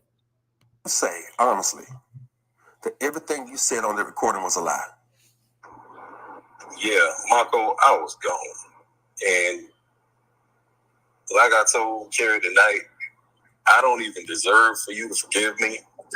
Only thing, I ain't even got room to ask you nothing, Marco. All I can ask you, can you please not hate me for the rest of your life? And Larry, I don't do this kind of stuff. I don't. Bro, this all good, man. When I got away from Matt Marco, I had to it was, I never talked about it out loud until now. Well, I told Carrie. I only told Stephen Carrie. It was like, after I got away from Matt, I was like waiting to get my mind back. Like, I know, listen, some of that you told me already. I know you went through really bad with her when y'all was together. I know that. And I know that you had issues with your mind. I did a couple of things that I've never done. That's what I'm talking about. I got you. As far as even that day. Let me tell you this, man. You know me. I ain't gonna hold no grudge. Exactly. And that's to my point, Teresa. Yep, he also said he was drunk behind the wheel of the car, something that he would have never did in his right mind, obviously. Yep, you're right. I totally forgot that he said that. He said he was drunk out of his mind, high out of his mind, behind the wheel of a car. And a part of him knew he shouldn't have been, but yet got in that motherfucker anyway. That's how his judgment was impaired. He wasn't himself. Grudge. You're my bro. You're my brother. I'm always gonna love you. Yeah, I need the rest of my life. I'm gonna need you to know when fix I this, did bro. this, Marco. This man, listen. I know you did it, and listen. It's not if they are lying. They lied. It's no if. Cause y'all gonna have to take motherfucking if off the table. When motherfuckers come back and say, bitch, I lied, I fucked up, I was fucked up, I did that shit out of anger, I did that shit out of hostility, I did that shit out of pettiness. It's not an if they lied, they lied. If a motherfucker says a motherfucker gave me HIV, and then you don't even provide your own HIV results, and then the motherfucker you accused of giving you that test negative upon negative upon negative upon negative, and not only did you not show receipts that you even are HIV positive, but you also show no receipts that you were even in a sexual fucking relationship to the motherfucker you accused of. It's no if they lied. Bitch, you lied. There's no if. We gonna remove if. Matter of fact, bitch, I will go into my YouTube studios and I will edit the word if out of y'all's vocabulary so that you can't even type that motherfucking word in my chat. Ain't no if. Motherfuckers lied. Moving along. mistake can be fixed. You're gonna have to fix it though, man. You're gonna have to somehow or another. You're gonna have to go online, make a recording, and you're gonna have to say that all this is not true, and recant every statement that you said, because this, as of right now, you are part of a lawsuit for defamation and slander. Just put it on you. Huh? Just put it on my YouTube, right? I don't know, YouTube, Facebook, or you can just record it and send it to me, and but I need to get it to his lawyers. They need to air, because right now it's like you you recorded telling lies and slander and defamation on somebody. You didn't experience anything you said. You didn't experience it, and you just and followed the lead of this crazy dude. This dude is, man, I tell you, this man is out of his mind. He is out of his complete mind. He set out for Larry and do not like Larry for no reason, and created so many lies. This was lies that were taken and presented to the federal courts, and during discovery, proven that all 76 lies told against Larry over a 2-year period were baseless. Another proven, federally documented liar. It was the girl that used to do my braids in Greensboro. Does Madeline's hair. I can't remember her name. It's a tall, dark-skinned girl. Her name might have been Tanisha. She ain't done my hair since 2020. I don't want to get in contact with Madeline to get up with nobody or to remember nobody. No, you was from a girl in Greensboro. No, you talked to a guy. Thank you, Angela.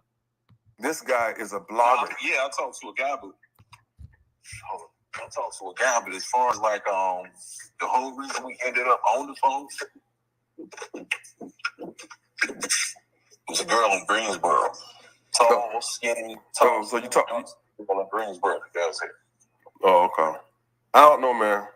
I just know that I couldn't sleep. That girl in Greensboro is the one who was following the YouTuber, the YouTube uploader. I was like, what did I or Larry do to you to make you create these stories? And this dude even made up comments and said that it was rumored that me and Larry was together, and it was rumored that me and Larry had a relationship together. And you sat there, babe. Babe, apparently everybody fucking Larry, girl. Shamaka fucking Larry. I'm fucking Larry, girl. Everybody fucking Larry, apparently, girl. Shamaka. Oh my God. Fucking ridiculous. You know me. I don't know why these people are obsessed with sex, obsessed with sexuality, obsessed with perversion. They're obsessed. Obsessed.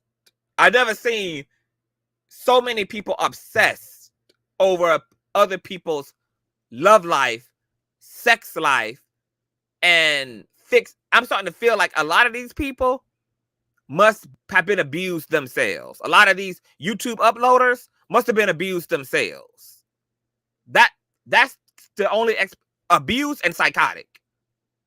Psychotic and abused. Between psychosis and being assault victims themselves, this is their fixation. And this is what they turn everything into. Everything. You should have stood up and said, no. I may not like Larry Kemp's for Larry, but Shamarko, that's not how he is. That's not Larry from nothing, Marco. That's what I'm saying. Say what? I don't dislike Larry at all for anything. That's a black entrepreneur, got his own business going. Like anything. Were you drunk under influence or something?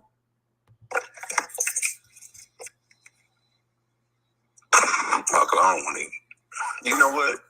Ain't no point in me. It's back then, yeah. Ain't no point in me sitting around staying ashamed of that. I can't go back and change that. But I mean, I did it. I took it on my own.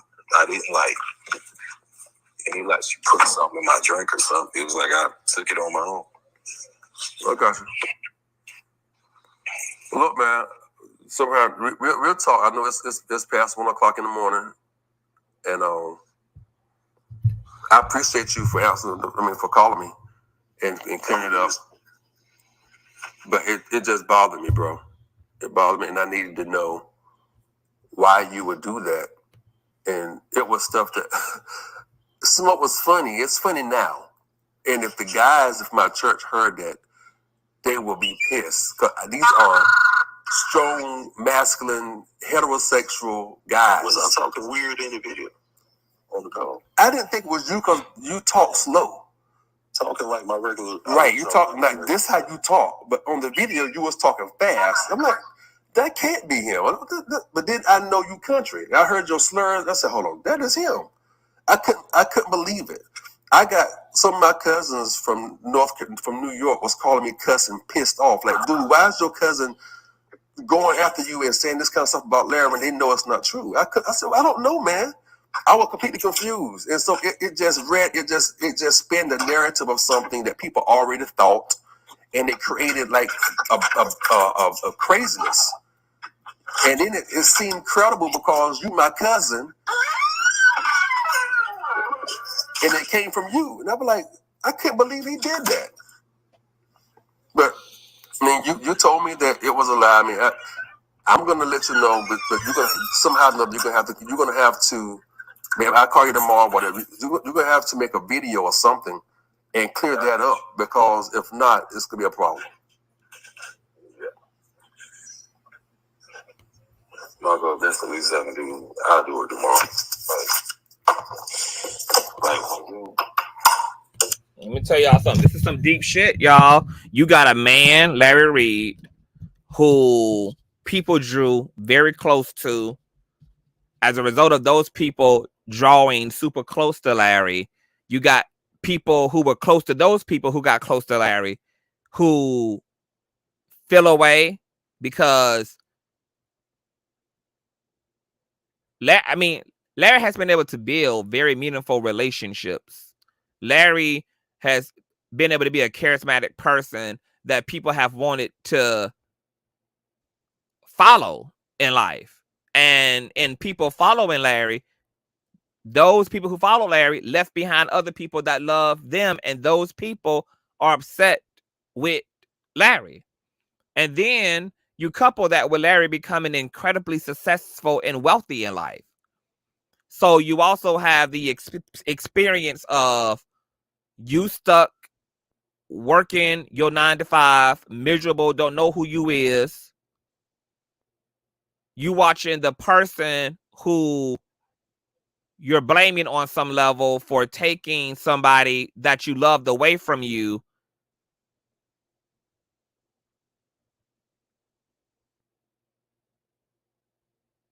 And you're harboring resentment for the same reason that Levontraye did. Isn't it ironic that Levontraye stepped into the social media space to provide these salacious and illegitimate allegations against Larry, like at the height of Larry's success,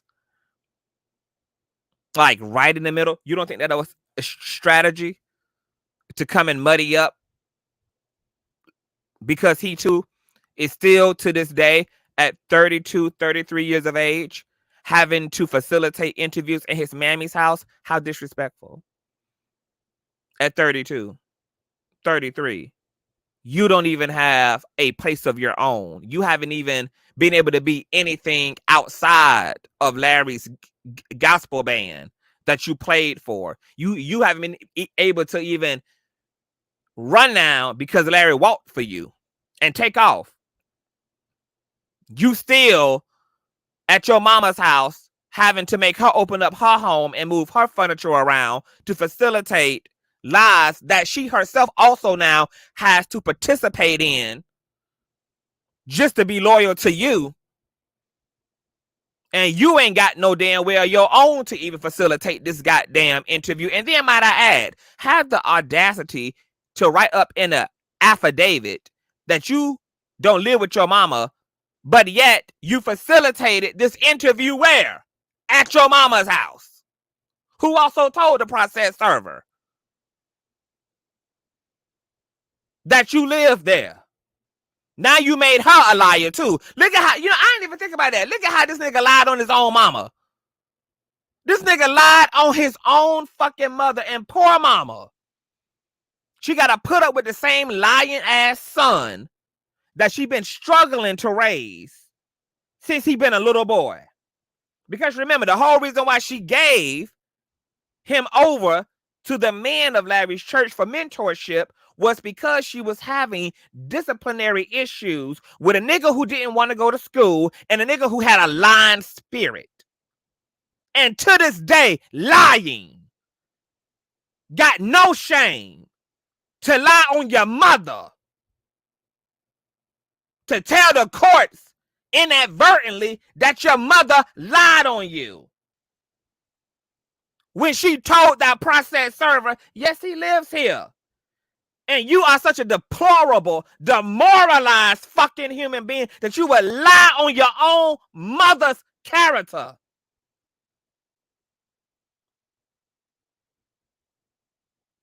Who you wouldn't to this day have a pot and a pan to piss in if it wasn't for her.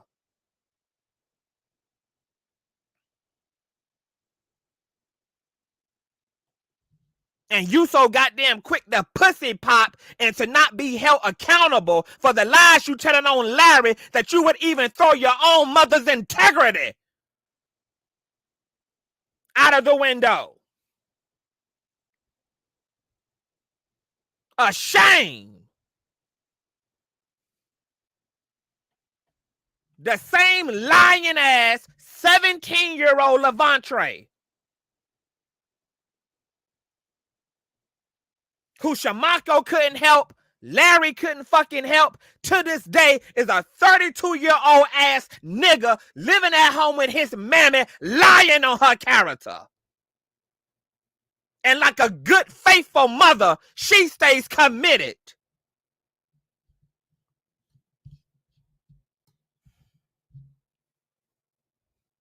She opens up her home and allows you to facilitate an entire fucking interview with a bitch neither one of y'all fucking know.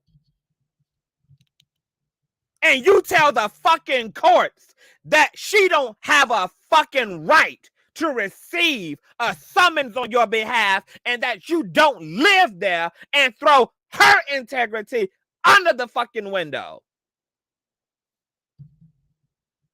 And if the mother knew that, I wonder how the fuck she would feel about that. Because she never received a notice about how you got out of this summons, and you damn sure wasn't bold enough to tell her that you told the courts essentially that she lied to the process server. I know that's what you did not do, is tell her that you made her to be a lying old fool. Just fucking lying and lying and lying and lying and lying, and brought another liar into her fucking home.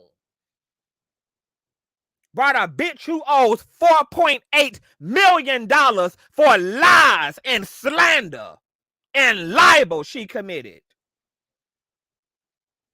If I was your fucking mama, I'd kick your motherfucking fake thong song, ashy ass Cisco wannabe dressing ass, never gonna be Dr. Reid live ass out my shit, bitch. You'll be living in the mountain.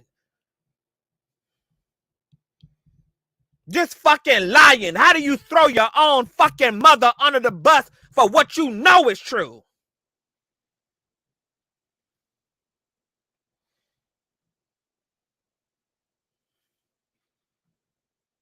Bitch gonna write up in his affidavit, she ain't got no, she don't got the right to receive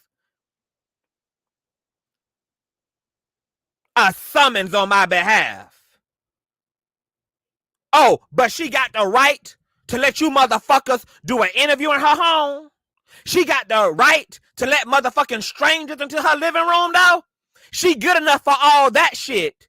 She good enough to allow fucking strangers and cameras and shit into her personal private dwelling place. But she ain't good enough all of a sudden. She ain't qualified all of a sudden now to receive a summons on your behalf for a property that she said you reside at.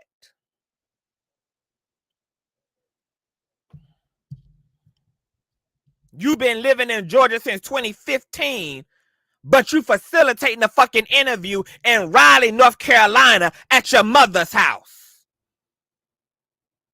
If you in Georgia, bitch, why you and Tasha didn't do the interview in Georgia?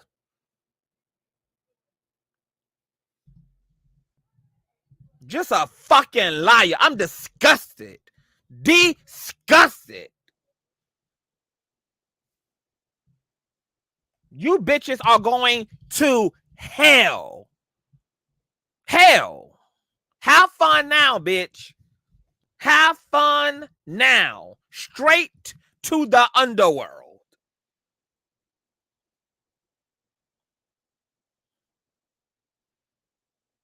This bitch looked like a damn pinched version of Wesley Snipes talking about his mama ain't good enough to receive a summons, but he got her moving her good fine china out of the fucking way so he can talk to a decrepit bitch with a failing YouTube channel and tell his lies to.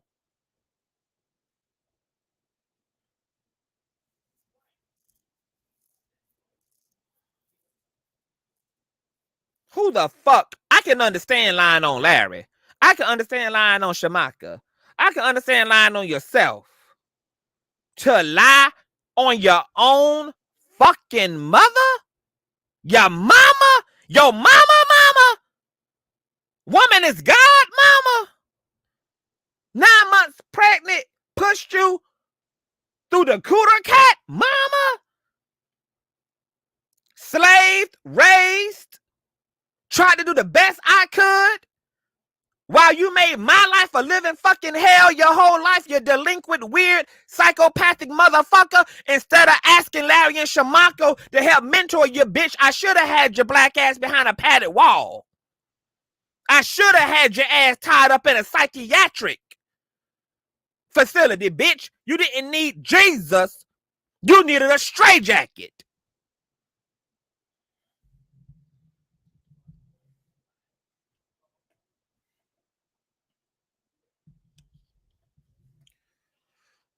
Holy Ghost, leave me. Leave me, Holy Ghost. Get from here, Holy Ghost. Get from here, Holy Ghost. Get from here. Return me to myself, Holy Ghost. Whew, girl.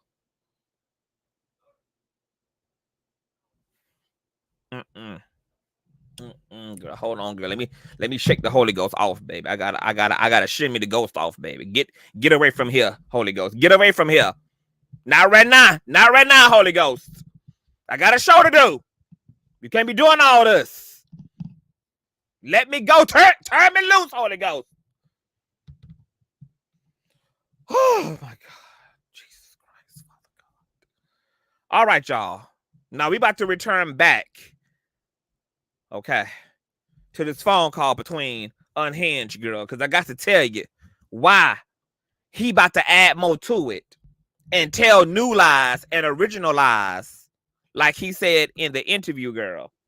And why Unhinged gave Larry this call back in December. Okay.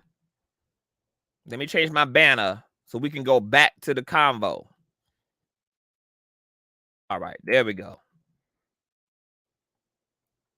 All right, hold on. Hold on. And thumbs up this video.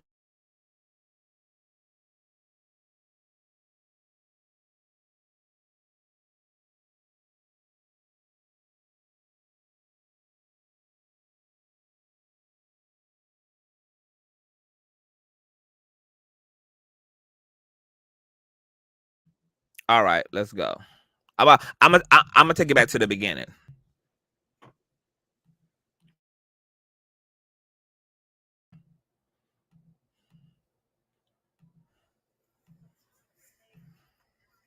this situation because I did know you. I still know you. But I'm considering taking the story, but I can't take the story if you don't agree to talk about it because it's one-sided. Mm-hmm. What do you think about that? Well, the only accuser that was somebody that accused me of something that was a crime was the person that I've already filed a lawsuit against. There's 3 other people, though. I don't know who they is. And remember, you guys, I just told y'all the 3 other people that she was referring to. Larry didn't catch it, though. He thought she was talking about 3 new people. She's talking about the 3 people that already done came forward. The one accusing him of HIV, which we just debunked. The fucking 3rd accuser, who was Shamako's cousin, that just debunked what he gave. And then Levontraye Andrews, who's the only one trying to stick to the lies and make them real, who's being found in several egregious lies and even more goddamn inconsistencies. I don't know what that is. Or who that could be at all. So I can't speak on something I don't even know who the people are. Well, what about speaking on the one accuser that you filed a lawsuit against?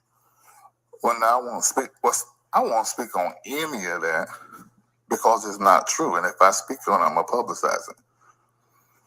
And ain't none of it true. I think you've been on platforms before. Didn't you speak on like Conscious platform? And you had No, I never have. There's no footage of that because I never done it. Never, ever. Not even as it relates to that dude. I never have. Because it's a complete lie.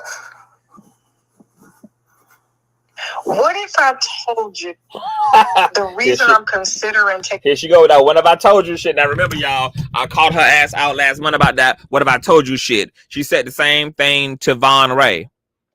What if I told you I had receipts of you telling me that Storm and Roll did coke? Then remember when she got into it on my platform with Storm and Roll? And she told Storm and Roll, what if I told you that I had receipts of you talking shit about me to Von Ray? What if I told you? That's why I cackled and hollered the first time that I played the audio, girl, because I done heard that shit too many motherfucking times on my own platform with her ass getting into it with her whole goddamn staff. Okay? Talk about surviving Larry, bitch. Surviving Key B goddamn studios, bitch. Can't keep an employee to save your motherfucking life. A friend, art, bitch. Surviving YouTuber, surviving Unhinged, bitch. What about that show, girl? Imagine if somebody decided to galvanize all the fucking YouTubers who would have been portrayed. Daytime Tea Time, Lovely Tea, Armand Wiggins, Storm Monroe, Von Ray, Larry Reid, Consciouztv, Sweet Mouth for Life. Baby, imagine that motherfucking production, bitch. What have I told you? Taking the story is because there are some receipts that seem pretty solid. That's impossible. You sure? I'm 100%. You know I'm calling you because, like, listen, like, I don't have anything against you. You understand what I'm saying? Like, there's... Who this bitch trying to convince? Of people accusing me of what? Molestation. Oh, that is crazy.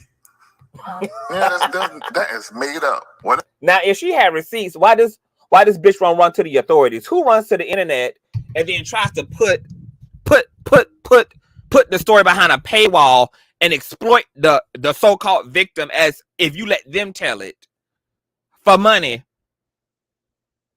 but has empirical infallible receipts of a crime committed against a child in a state that doesn't have a statute of limitations regarding sexual assault. Oh, okay. I thought a bitch facilitating an interview with a fucking liar said something. Whatever receipts they gave you, they made it up. That is stupid. So I guess what I'm calling to ask. So if I decide to take the story, you are not going to sit down and press it. Now, mind you, the bitch already had done facilitated the interview. It was in the middle of being edited at this point in December. If she just the lies, she want a man that she has irrefutable proof committed a crime against a minor to sit down with her for an exclusive that she can monetize a Google AdSense check off of or off of her app.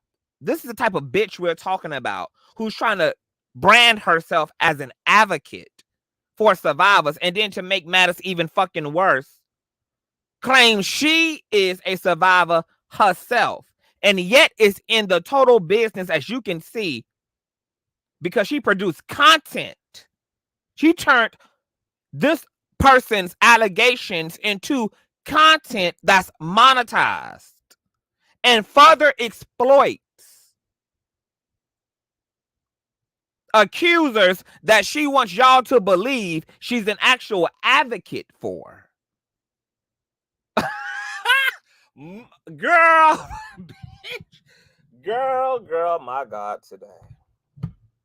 I'm not gonna what? You're not going to agree to sit with and address it. She wants a sit down, bitch. She not calling the man to say, you know, I'm about to report your ass to the authorities, right? You know, I'm about to slide this shit right to the authorities, correct? You know that, right? Right? I'm just giving you a heads up. Just like you gave Bishop Blackhead's wife a heads up that she might want to pack her shit and haul ass. I'm just giving you a courtesy call, my nigga.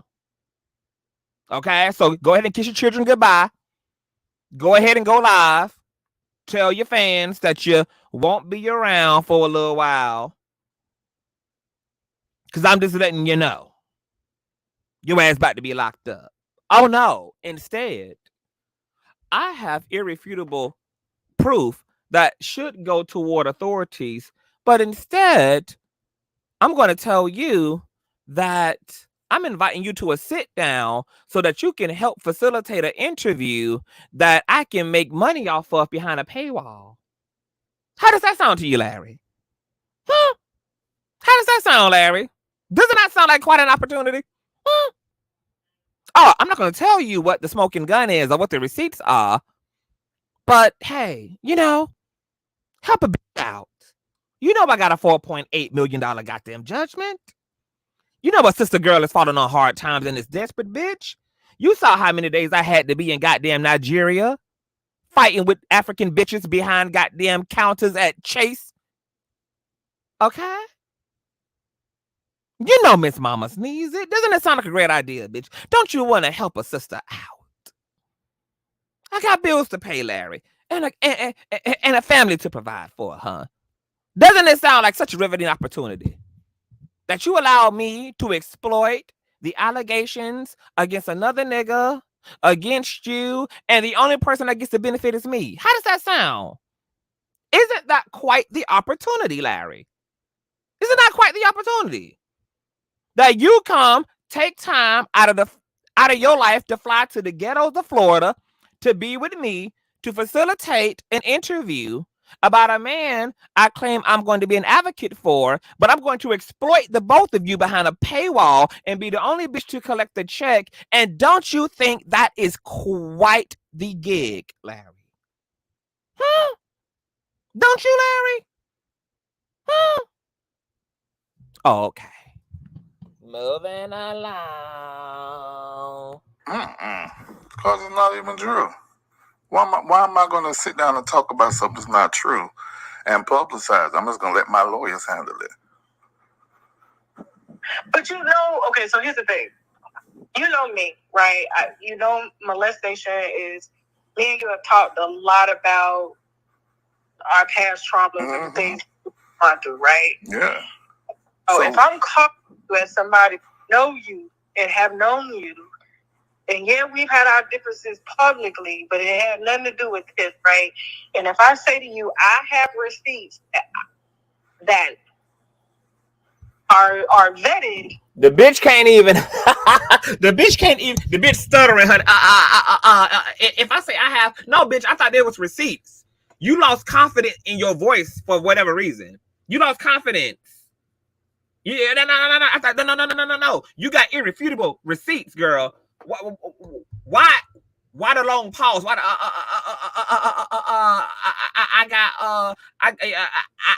I have receipts and they have been vetted. This is a smoking gun, baby. A smoking gun don't need to be vetted. It's a smoking gun. I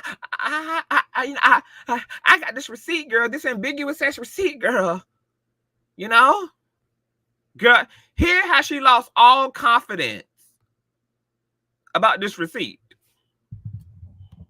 And if I say to you, I have receipts that are vetted. Oh, okay. You don't want the opportunity to speak on that if I decide to go forward with the story, is what you say. You're just gonna let it go. Yeah, because I know myself and I know my past. I know what I've done, my present. There is no receipt of me doing anything to anybody, especially underage. Okay. At all. It's something that somebody make up. And the only person who ever was close to me enough to make up a lie is the one that I'm suing. So anybody else is totally making something up. 100%. So you saying the receipts are made up is what you're saying. That is yours. And there's nothing that you put out there or you said or you wrote. You didn't do it.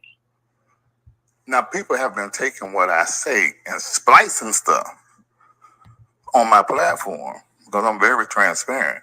But that I have never ever, like that dude is saying to the courts, forcibly fondling and whatever else he did. Never ever happened. So any receipt that you'll be using will be a lie. Okay, so all those who was also waiting for an explicit statement from Larry about his innocence, there you go, bitch. You got it. You got it. This whole 7-minute, 12-minute 11-minute conversation for all y'all who was waiting, girl, for Larry to deny it, he did. He been had. Ben had done it. Ben had done it. Big facts. I done had this audio on my platform since what? Early part December?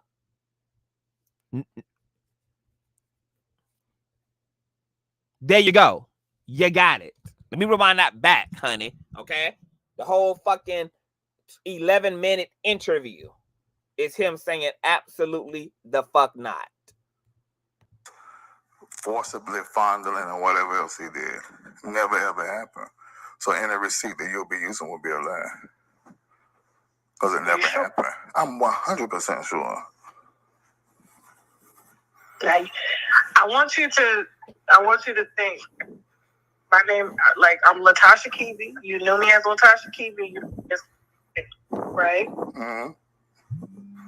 And what I have, I just want to be clear that you're saying that you didn't put this out there. Well, that makes no sense. And it doesn't make sense, but here's the thing. To you, it may not make sense. But I'm trying to tell you, if I'm calling you Larry, and I'm calling you as Tasha, I'm calling you as somebody that's known you, that's been to your house, and I'm telling you, I ain't got nothing against you, Larry. But listen to what? I ain't spoke on you. I ain't got nothing against him. This the same bitch who just got cut off. Girl, you and Larry are not friends at this point. Girl, you on your live talking about he gay. And he like balls in his mouth. And he told you he was gay. He told you he's had same-sex experiences. But does not practice same-gender loving or same-gender sexting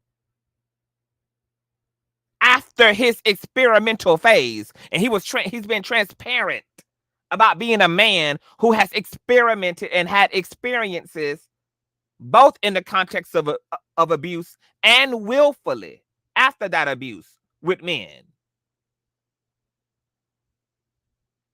He's told you over and over again, I'm not gay, but I have had same gender-loving experiences like many other women who have had same gender-loving experiences at some point in their life, but do not identify as straight. I mean, do not identify as gay. And live according to who they know they actually are. Black women are not the only people who are allowed to experiment with their sexuality. They're not the only people who are allowed to go through a lesbian phase. Black men go through these phases and explore their sexuality as well. And Larry is honest about it in order to provide space for other black men to be transparent about how organic a orientation is and how you have a right to figure yourself out. And then you took that and perversed that and used that against him on your platform. Y'all are no longer friends at this point, haven't been for over a month, and you call him and say, but you know I ain't got nothing against you. Bitch, what are you talking about? You the one threw me under the bus, bitch, and spread a lie that I misused $25,000 that I raised. You the same bitch who tried to weaponize other YouTubers against me and put out a lie that I'm flying out other LGBT people, including Conscious, and fucking them. You the same bitch now who putting a salacious spin on a truth I am comfortable in telling and gonna continue to tell it, but misrepresenting it and calling me gay. Girl, you're absolutely the enemy. You're delusional. Delusional K. Unhinged with delusional K. But listen to what you're saying. Okay. You're telling me you have a receipt of something that I put out. I would know if I put out something of somebody saying that I molested them. How in the hell? And that's vague. What is it they're putting out? What are they saying? I mean, if you tell me what it is. You apologize to them for doing it. Oh, my Jesus. No. And you wrote it. I know, never. Never. If I were you, here's what I would say to you. I haven't decided whether or not I was going to take the story or not. It's not lies. Let me tell you this. I'm coming to you as a person that is very neutral in this right now. Because if I wasn't neutral, I could just want to. Very neutral, guy. Unhinged with delusional. Okay, very neutral. Very fucking neutral. My God, today. Head and been like, boom, there you go, right? But I'm not doing that. I'm giving you the opportunity. I'm telling you. You think the opportunity is asking him, can he help to come help you to get a check? You got irrefutable, polarizing proof that he committed a sexual crime against a minor, and you're wanting an exclusive behind a paywall and willing to even invite him into the conversation. Oh my God. Oh my God. Oh, this bitch is sick in her fucking mind. This bitch is the sickest of bitches. And every other drunk bitch that follow her is sick with her. Girl, I'm so glad in one regard that this altercation and fallout happened between us and her, because she ain't never went this hard and this evil in none of her other prior beefs with no bitch. This here is the full-on expose of the delusional, psychopathic nature of Unhinged. She ain't never, probably the only of the closest beef where she got this diabolical and she got this fucked up and she got on this much demon time was Von Ray, who she falsely accused of sexually assaulting Kelsey between a washer and a dryer. And then come to find out, dumb hoes only created that lie to get his ass kicked out of the fucking apartment that he was signed to the lease on with Chelsea. Or Kelsey. Or whatever the fuck that forehead asshole name is. The diabolical levels these dirty foot country Miami swamp ass gutter bitches will go to is exactly why they're going to go to hell. And God ain't done yet, bitch. Believe that. If it were me, I would be like, I need to know what this is before I say with everything in that this does Well, not. yeah, I want to know what it is because I'm interested in what they made up. It's not made up. But Tasha, how you know it's not made up? I mean, I wrote it. Because of where it came from. What you mean? So you saying what is it? Nothing out there of you apologizing to a victim till you were blue in the face about what you did to them. Because why would you apologize to somebody that has accused you of doing heinous? So why would you apologize? But in this, you are apologizing and you want to apologize and you say you have apologized and to call me so you can apologize more. You didn't say, yeah? I don't know what you're talking about. Okay, so. At all.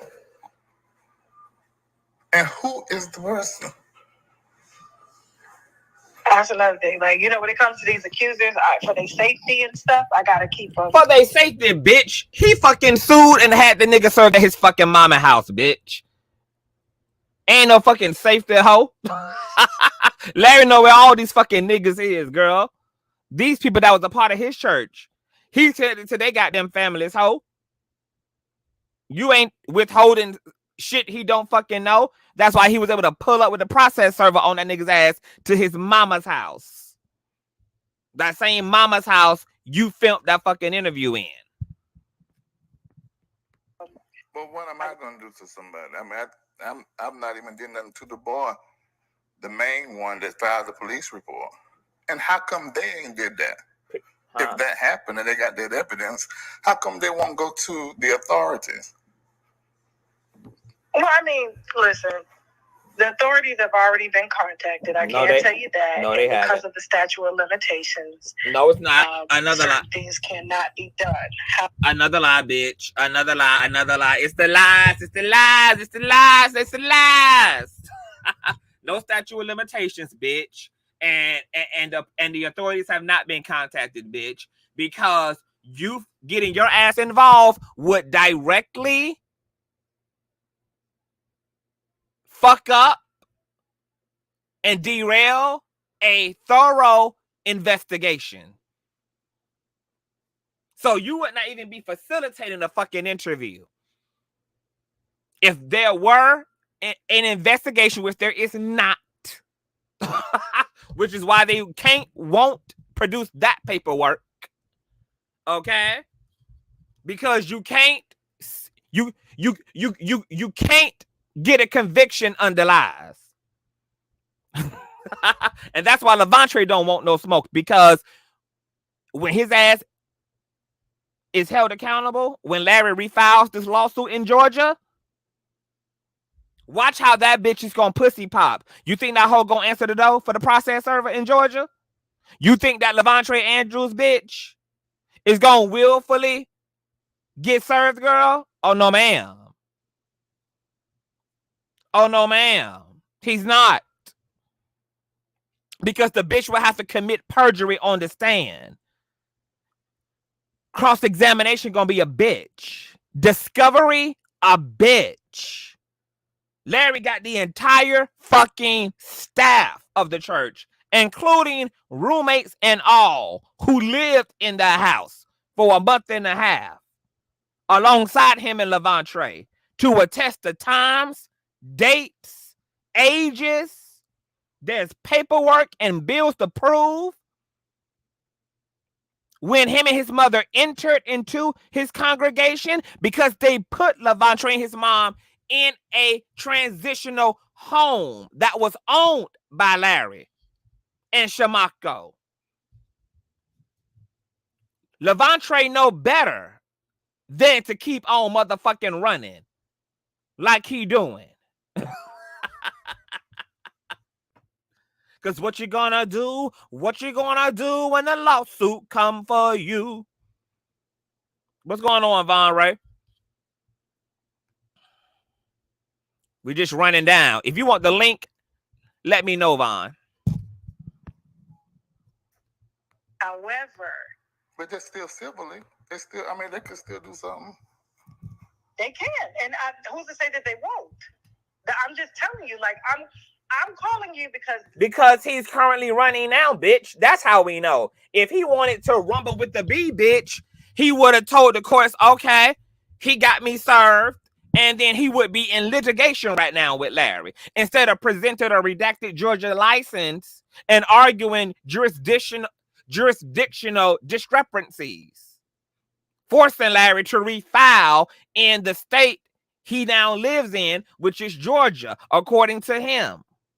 That's how we know, bitch, ain't no future litigation, because he got the opportunity to litigate now. And don't you forget, when he initially came forward in 2020, 2021 to the original YouTube uploader, he told that YouTube uploader that he didn't want no legal smoke. And guess what? When you look at and peel back and get into the PDF files from Court Listener and Pacer.org, and you pull up the lawsuit between Larry Reid and that YouTube uploader, the YouTube uploader was trying to bring Levontraye into the lawsuit, was trying to get Levontraye to speak up when he was being sued partially for these claims he helped to spread on behalf of Levontraye. In the paperwork, the YouTube uploader and his lawyer constantly remind the judge that Larry should be suing Levontraye and not him. The YouTube uploader did various lives upset at the fake nigga with the fake HIV that we debunked through Larry's 4 HIV results. And he was upset at Levontraye for leaving his ass out to dry. That's how we know, bitch. He don't want no smoke. He said when he came forward as an avatar, he ain't want no smoke. He proved he ain't want no smoke when the guy that tried to give him a space to defend himself needed his fucking help in court. And he remained an avatar then. And now he pussy popping away from the lawsuit that Larry done filed against his ass. Make it make sense. Von Ray, if you want the link, because I'm not looking at my chat like that, you just hit my inbox on Instagram for it. Because I'm probably going to miss your message as these messages are flying kind of fast. I probably won't see it if you done ask for it. But if you want it, you just DM me and I'll drop the link for you. The story keeps coming across my desk, and I said, I will not touch this unless... No, bitch. You the one who went for the story as a result of being pissed off as Larry, bitch. Ain't nothing went across your desk, hoe. You the one who told Larry to sue Levontraye. You the one who told Larry to sue the goddamn YouTube uploader. That's why the YouTube uploader mad as hell at your motherfucking ass saying, nah, bitch. You owe me more than a goddamn apology, bitch. You owe me all your fucking subscribers, ho, because you knew about this shit before, and you was this Team Larry. And you was telling that nigga to sue Levontraye and sue me, bitch, remember? Remember now, bitch, you owe me, ho. Nah, bitch, it ain't come across your desk, ho. You simply picked it up and weaponized it, girl, just like you tried to weaponize that lie about the $25K, and then boom, come to find out, your lawyer only paid 1/3 of the goddamn $25,000 tab and told Larry to not tell you because you got a big ass veneer ass mouth and she ain't trying to hear it. Moving along. There has to be a receipt that's so heavy that there's no way that he can get around this. That's the only way that I'll take it, because I don't want people to think, oh, she's vengeful. That's something she trying to take him down. I could care less about what you got going on over there. That's your platform. You don't have nothing I want. You know what I'm saying? Nothing I need. Nothing like that. We had our differences. Now look at how she chooses to. I want y'all to also notice this. These hoes, between Levontraye and Tasha, you got two pressed ass motherfucking hoes, baby.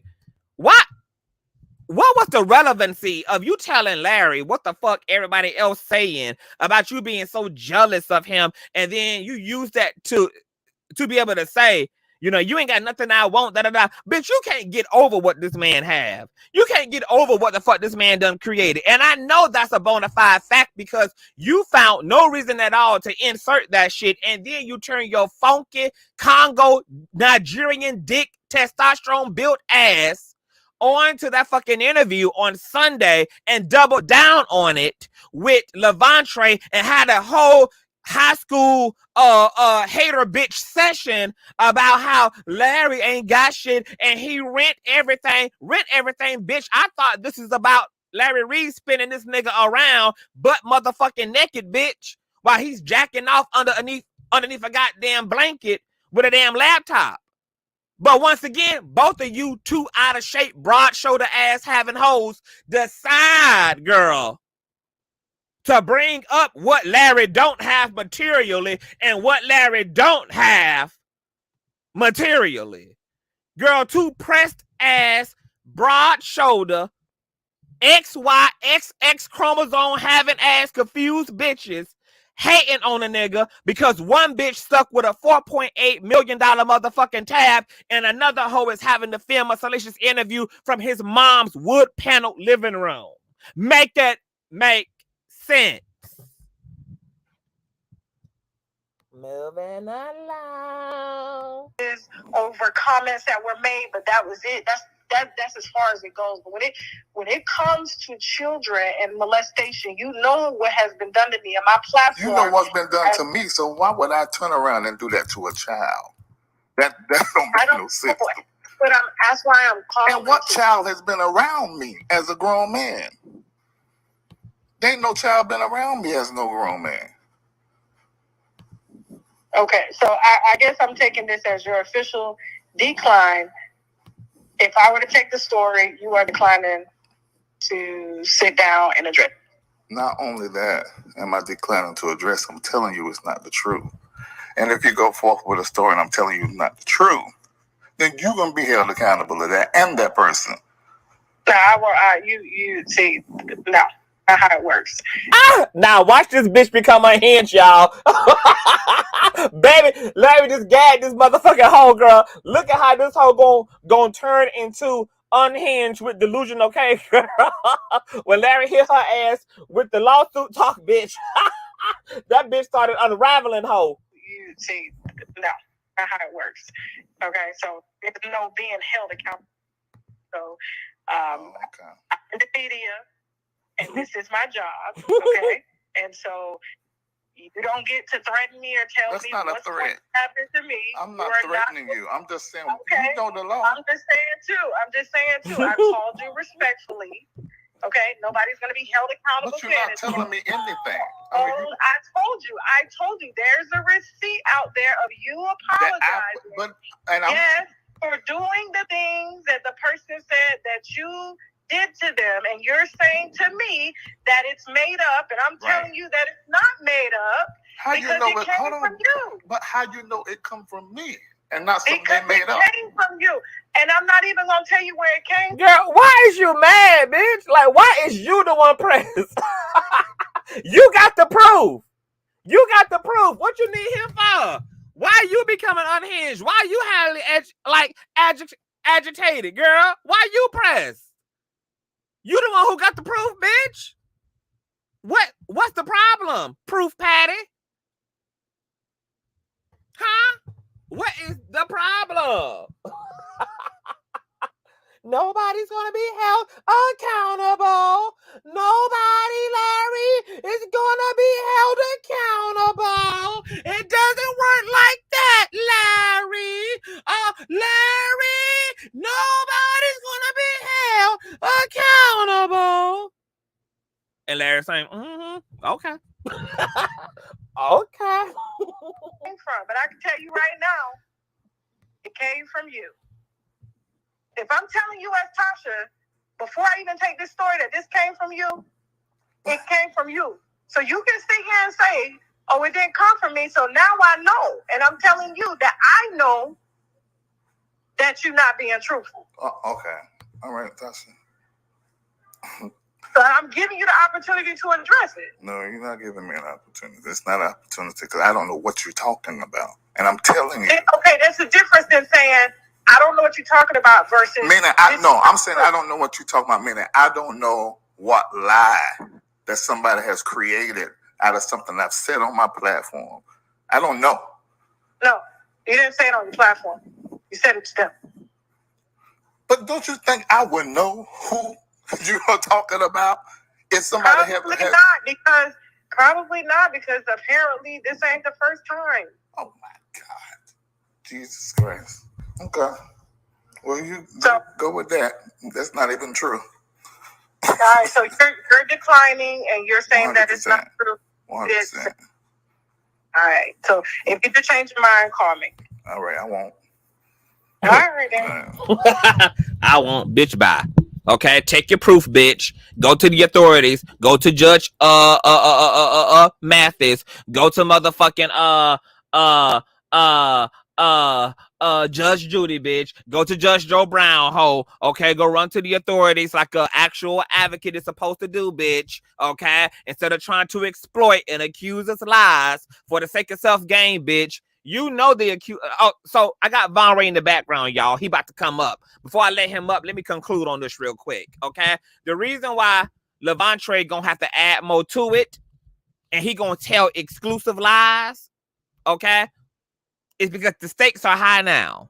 Because the plan was for Tasha to get Larry to either incriminate himself in his phone call and then to use it in the series, or to get Larry to agree to a sit down and act a fucking fool and put on a shit show in the circus show to rev up the interview. But since they couldn't get a confession from Larry, she got to take the ambiguous receipts and or the manufactured receipts they didn't have time to Photoshop and come up with,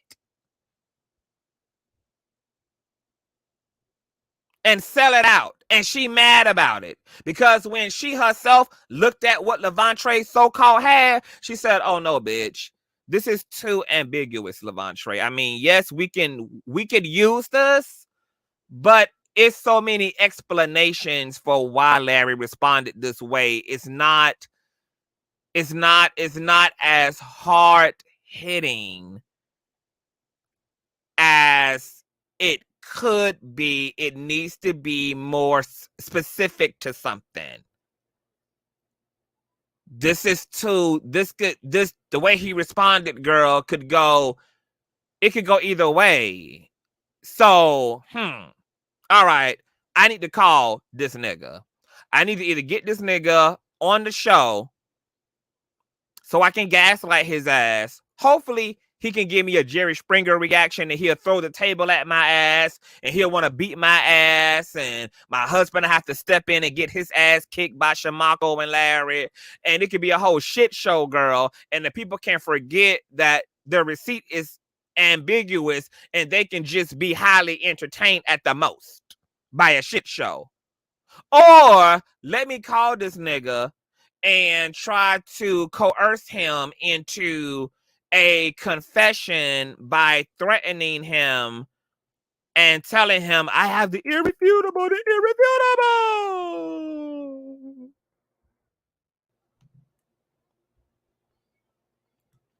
And says,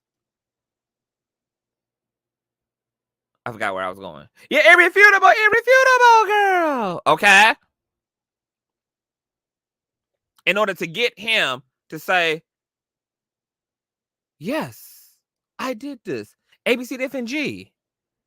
So now that she couldn't get his ass in a sit down, and she couldn't get his ass into a confession, and she's sitting here either on some ambiguous response from Larry to Levontraye, or she's sitting on nothing, they now either have to rev up the salaciousness of the allegations to polarize the fucking audience who's already having an emotional response to the accuser who's being portrayed as a victim,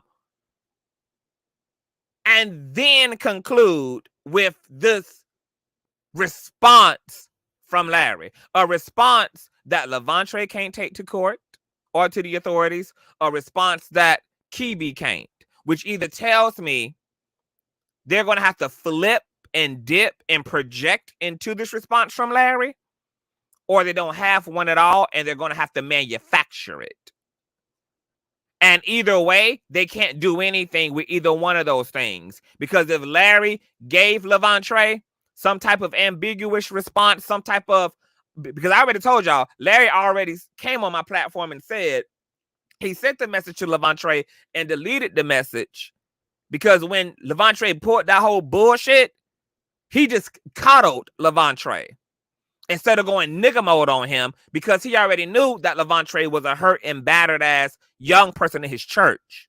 He knew Levontraye was a sexual assault victim coming into his church. He knew that Levontraye was saying about him everything that Levontraye had said about his previous pastor and his cousin, and was just slapping this shit on him.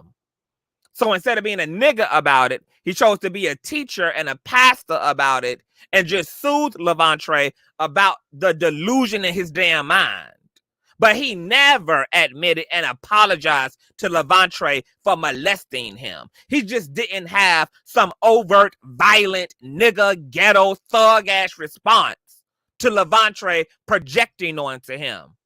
Because he kept in mind that Levontraye is troubled and out of his fucking head and always have been, which is why he's cutting the nigga off to begin with. Because he's too much of a fucking liability. And it's funny that Levontraye was upset for Larry for cutting him off, but he gave reason in the same response for why Larry was justified in leaving his ass behind. Look at what you're willing to do to me. Look at what you were willing to attempt to do to me. So he proved Larry right about why his ass needed to be given 50 feet from Larry's life.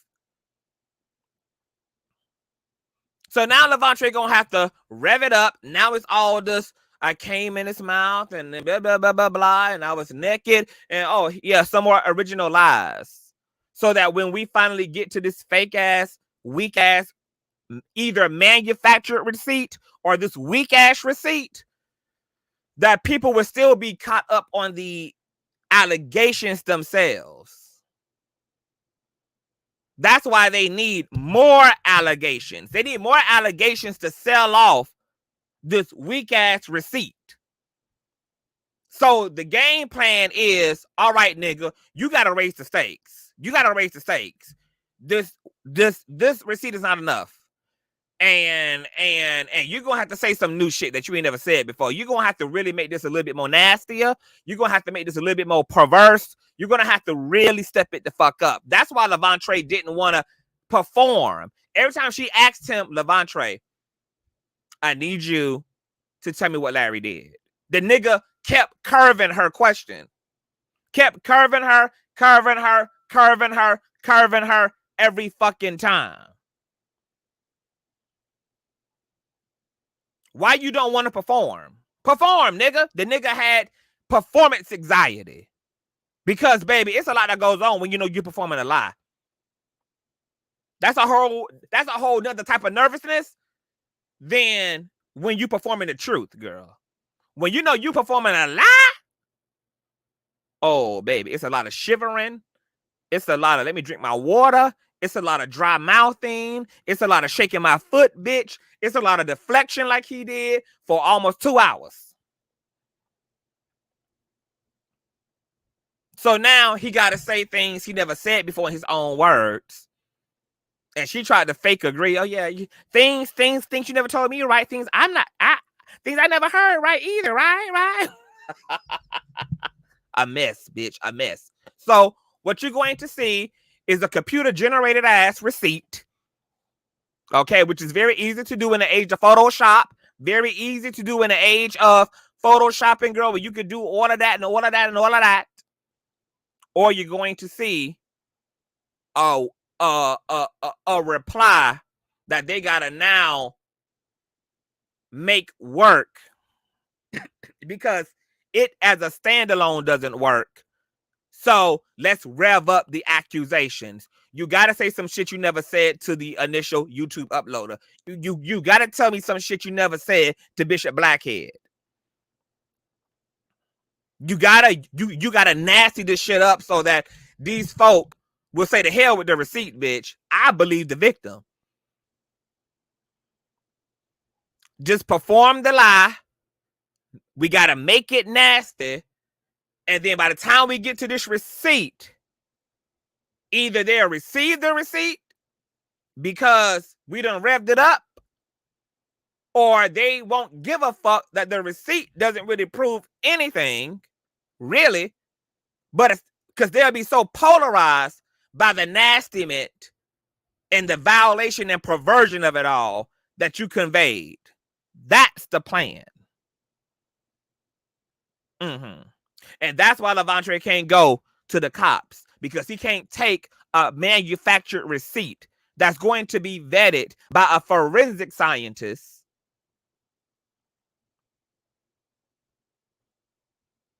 Because that happens in litigation. You can hire forensic scientists to authenticate so-called receipts.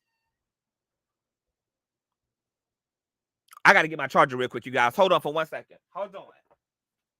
Oh, it's already right here. Hold on. Should have plugged this shit up earlier. I still got Von Ray in the background, girl. So I'm going to bring Von Ray up, girl. Okay? So I just want to make sure that you guys know what it is, girl. That's why Levontraye hasn't run to the... Oh, and then look at what Levontraye said, girl. He done been interviewing over the past 2.5 years, girl. Okay? He the one who decided to come out and say this about Larry. He gives the plot away, too, in the interview when you know, because it's going to come out, girl, that, you know, oh, I didn't even realize I had this. I never realized it. I didn't realize I had this receipt. Bitch, what? What fucking so-called victim who has the literal confession of their perpetrator forgets they have the literal receipt, bitch? That's gonna be the thing, bitch. You're gonna put that motherfucker in a plaque. You're gonna take that shit to Chase Bank and make them put that shit in a vault. Bitch, you will never forget that a motherfucker did you wrong and gave you the proof that they did you wrong. And yet he's sitting here saying, oh yeah, I didn't even know I had the proof. Bitch, what? You didn't know you had the proof, bitch, because there ain't no proof, bitch. Y'all on y'all manufactured shit. Y'all on y'all manufactured shit. Do you think if any of us, bitch, was violated especially in the internet age, and our perpetrator had the fucking nerve to confess to us in some way that can be archived, that we would ever forget that our perpetrator gave us the proof? Make it make sense. Levontraye Smollett, we on to you, bitch. And your handler unhinged with delusional K. We on to you, bitch. All right, changing gears, you guys. Let's now get into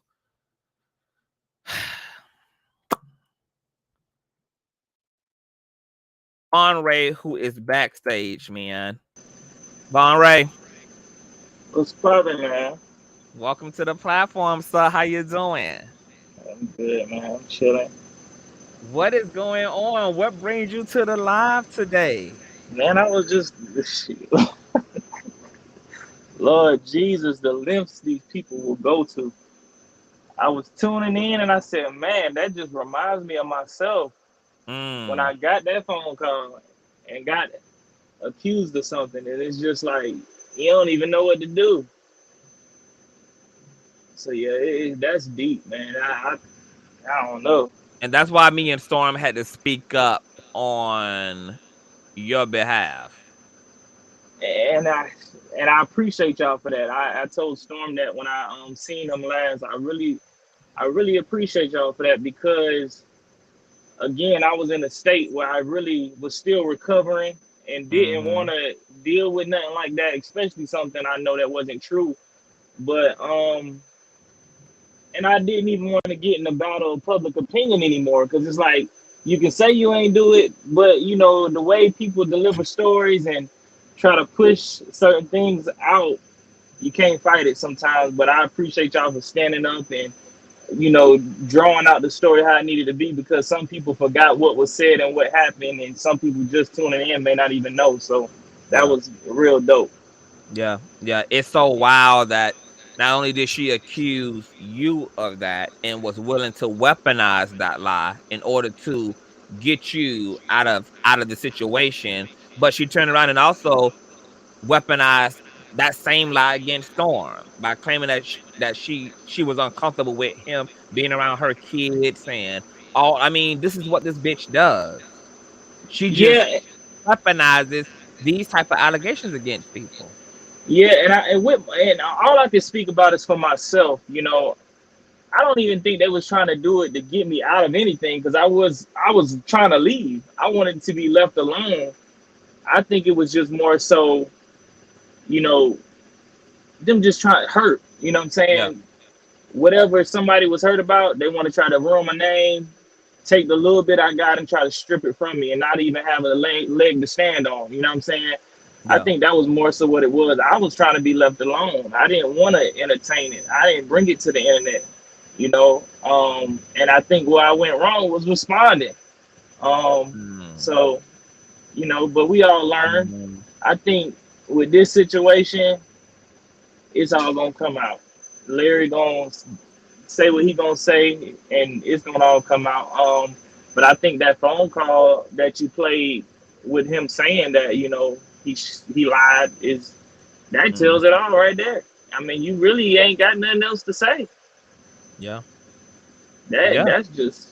I remember it was so wild, because when I played the receipts, because you know, y'all let all that drama go down on my platform, okay? And of course. And I'm still trying to, and I'm still trying to forgive y'all for it. You ain't forgiving us. But your pocketbook is sitting real nice. Right. But when Storm had, you know, like when he was beefing with Unhinged and Forehead, you know, a few months ago, and he had spoke to the situation and said that Unhinged's husband had approached him and told him that they were going to use that lie against you if you were difficult, if you were going to be difficult in the process, that the plan was to weaponize that allegation against you. And it's funny because, but then don't you remember that was told to you? You remember you called me? I was finna say that. Yeah. I remember when you called me, because you remember we were talking. I was still just moving to my apartment, and I think at the time my bed didn't even come from the furniture store. I was sleeping on the floor, waiting on my furniture to come. And I remember you called me and said, "Do you notice what's being said about you?" And I'm like, "What?" Like I am so glad that you are saying that, because at the time that Storm had, had kind of when he spoke out again about this and cited these allegations, people was like, "And you and Conscious never told Von Ray?" I said, "I can't speak for Storm, bitch, but I definitely told Von you definitely what was did. being said." You definitely told me. And then when Von denied it, that's why I never pushed the issue. I never made the allegations a part of my commentary. I never even brought it in to my thoughts about what was going on, because once you had said what you had said, and then there was something else that had happened, which was when Storm and Unhinged had got into it on my live stream, because you came up on that same live too. When they came up, and I had proved this a few months ago, when they came up on the stream, and Storm was like, "So you didn't tell me that Von did A, B, C, D, E, F, and G?" And then you watch her pussy popping saying, "Storm, what that got to do with anything? Storm, what that got to do with blah, blah, blah, blah, blah, Storm? Why you walking back and forth? Why you yelling, Storm?" She would not address what Storm had just said to her. And the reason why she couldn't, Von, is because the dirty foot Florida bitch had just told me the same shit 45 minutes before I went live on a telephone call. So if she would have, so if she would have said, "Nigga, you lying, I ain't never told you that," she would have risked me having to say, "No, bitch, I know you told me the same thing." Yeah, you just told me that shit 45 minutes before I hit the live button. That's crazy. It was wild. And not only that, I remember when you brought it to me, you was like, they're saying they don't want to put it out because they want to protect you. It was also like they was trying to use it for leverage, but then try to say they don't want to put it out to protect me, like they trying to help me or something. Like, I'm like, bro, how you gonna try to help me without not putting out a lie?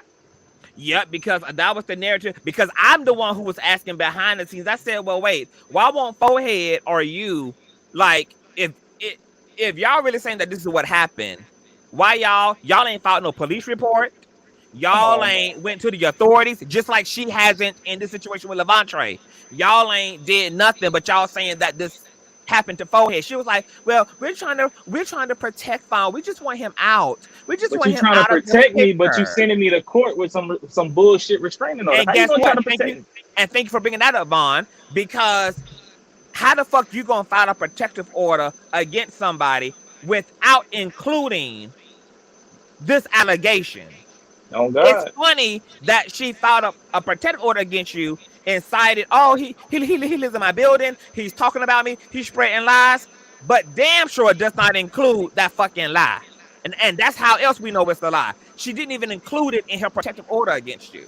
They was just trying to silence me from telling the truth. Yeah. And they didn't want me to have a side. They were willing to destroy you socially with that lie if they had to. Yeah, they didn't want me to have a side. They didn't want me to speak on anything. They wanted to drive the boat how they wanted driven and me not be able to speak. And that's what they did. I couldn't speak. And in the situation I was in, I was so scared. I just got out of jail. And needless to say, people don't know this, but I had to do a day in jail on the contempt of the situation about the restraining order.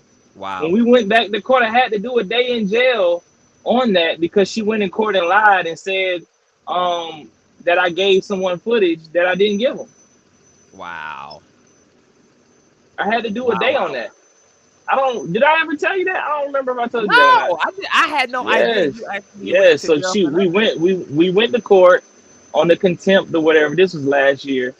And I'm sitting there trying to prove, like, I ain't the one coming up with all this information. I ain't putting this out to the media. This is something all you had to do was ask me. All you had to do was ask me to write a letter on your behalf because she asked another YouTube uploader to write something on her behalf. All you would have had to do was just ask me to get involved. But this is the thing, like it was because not that not only that, she illegally sent me the protective order. Yeah, but that's you the can't thing. do that. You can't do that easy. With protective orders. It wasn't that easy for me though, Conscious. The situation I was in, I just got out of jail on some past relationship drama, and my track record don't look as what I'm trying to tell these people. You know what I'm saying? I'm walking in court with an ankle monitor on, trying to beat my other cases, and then she's saying, "Oh, I done did this, this, and this," and I'm like, "Hold up, this ain't the case. I didn't move into that building to harass her. First of all, the girl ain't know nothing about Atlanta. I told her about the building to get her apartment. And I was just looking for a quick way to stay, so I needed a new place. I had already built a relationship with the people in the leasing office. So I just was like, hey, man, I need to move. Can y'all give me an apartment? They gave it to me within a day. It was nothing remotely close to me trying to still be involved with this person.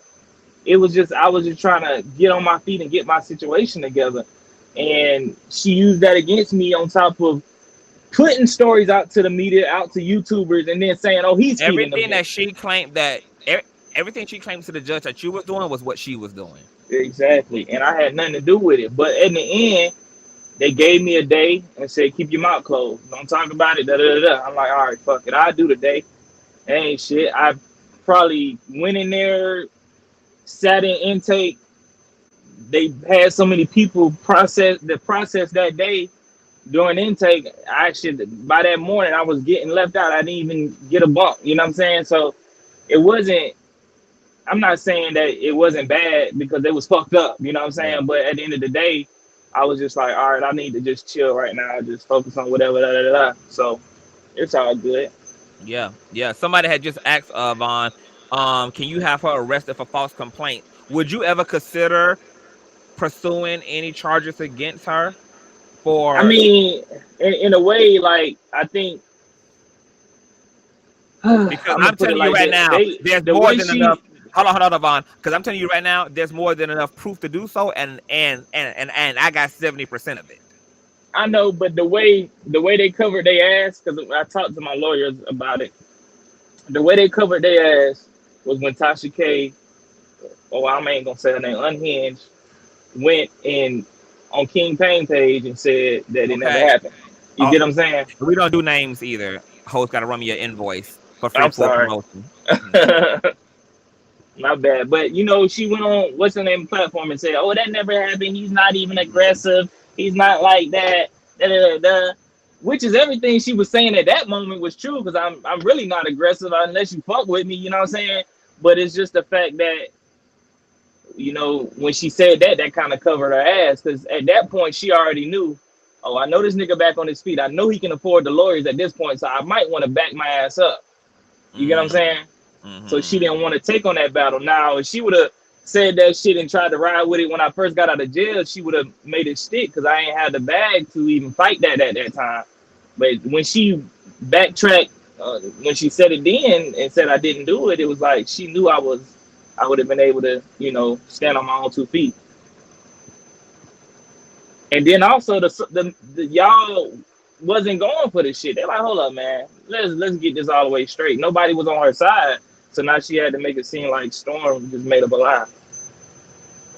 Right, that part. But that's why she got in front of it. But I was like, Miss Mama, you can try to clean it up now by saying, oh yeah, Vaughn, da da da da da. But if that was the case and you never said that, Unhinged, why did, when Storm called you out to your face on my platform about those allegations, you didn't rebuke those allegations, you didn't deny those allegations, you didn't challenge him about those allegations? What you did was deflect and ask him why he yelling and why he pacing back and forth. And she even went as far to say, well, Storm, why would you say that? And she and Forehead is not here to say that for herself. Like, she couldn't even, she couldn't even walk against it. So it's the pussy popping for me. I'm sure that it's wild to watch her do something like this again to somebody else, especially with you being somebody who has experienced a smear campaign by Unhinged. And all it is to do is to do exactly what you said, smear, and also just cause emotional distress. Like, you gotta understand, it takes a lot for us to even put out content, whether it hit or not. Because at this point, we all just trying to make a hit. It's like we trying to drop a record and make sure everybody want to listen to it. So at that moment, they knowing I need this comeback. I just got out of jail. I got to get to it. I got to get back on my grind. So it kind of did discourage me. You know what I'm saying? It put me in a little depressed stage. But at the end of the day, hey man, it's all a learning process. I swear. Yeah. Like Yeah. they knew that was gonna bound me down, because that's like, come on, I got a mama, I got sisters, I got sons that if they ever, anybody was ever do anything to my family like that, you know, I'll be going to jail behind that. I'd be ready to do a whole life sentence behind mine. Right. So to even put that on my name was kind of like, damn.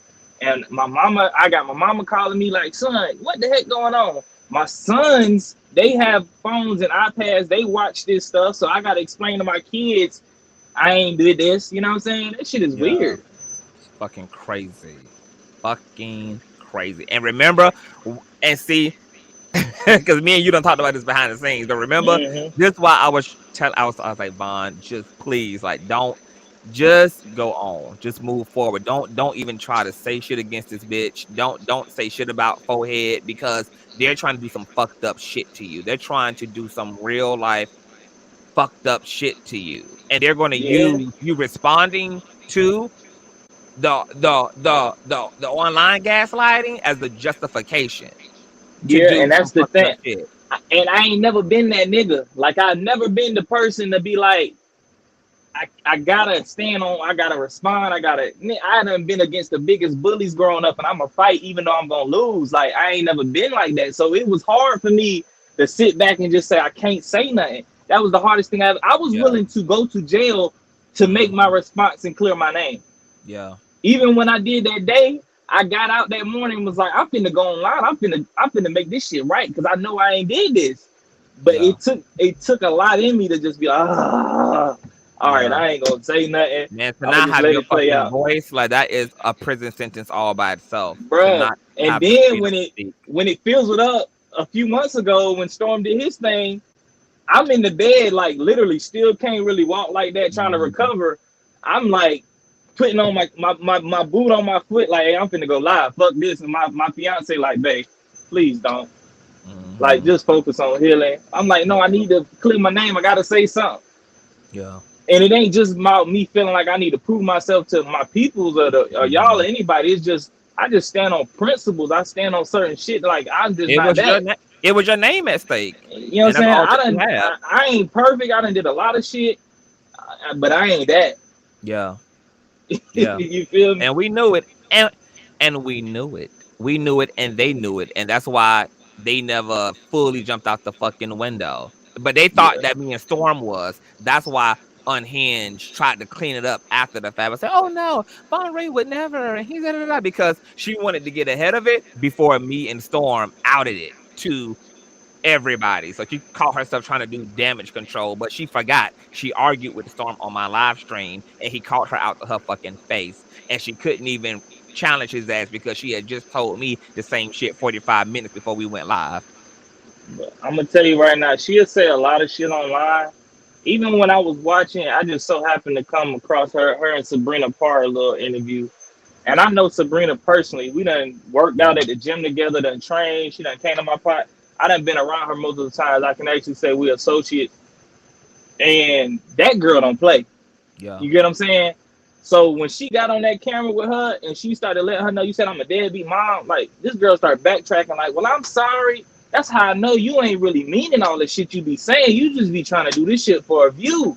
Because I'm trying to tell you, these people may be celebrities, but bro, they really don't be with all of that. Like, you might see them in the grocery store. These folks might really go to jail and not care. Yeah. Like, you got to really watch what you saying, because, like, it can get real. Like, even with anybody, like, even with myself, I have to learn, like, I can't just be out here just saying anything, because you never know how people going to take it. Like, it just, like... And people be outside. People be outside. Exactly. Outside. And it just showed me, like, how much hard that Unhinged try to act. Like, I'm like, girl, you on the webcam and you backtracking from saying she a deadbeat mom and all this stuff you were saying about her, but now you ain't standing on that. That part. Because some shit you can't take back. Like, you ever call me a deadbeat daddy, anything other than what I am, I'm like, bro, it ain't no coming. Hey, apology ain't gonna make me feel different. Exactly. It's gonna be forever. Fuck you. It's gonna be forever that. I could see you dying, and I'm like, hey, I'm gonna walk right over you, step over you. Like, hey, it is what it is. It's forever that. But some people have a forgiving spirit, but I'll never forgive that.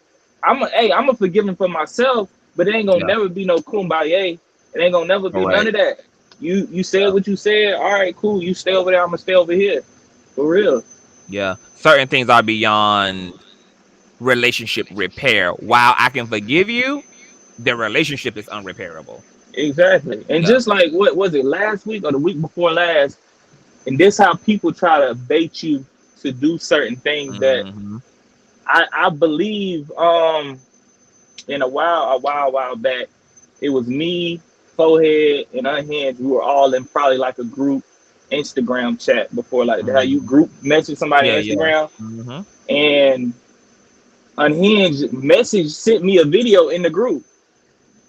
And I'm looking like, bro, this group ain't been active in almost a year. You cannot have just mistakenly thought you was messaging Unhinged by herself, and not see my name attached to it. But what they was doing, they was looking for a reply to try to go take that shit to court.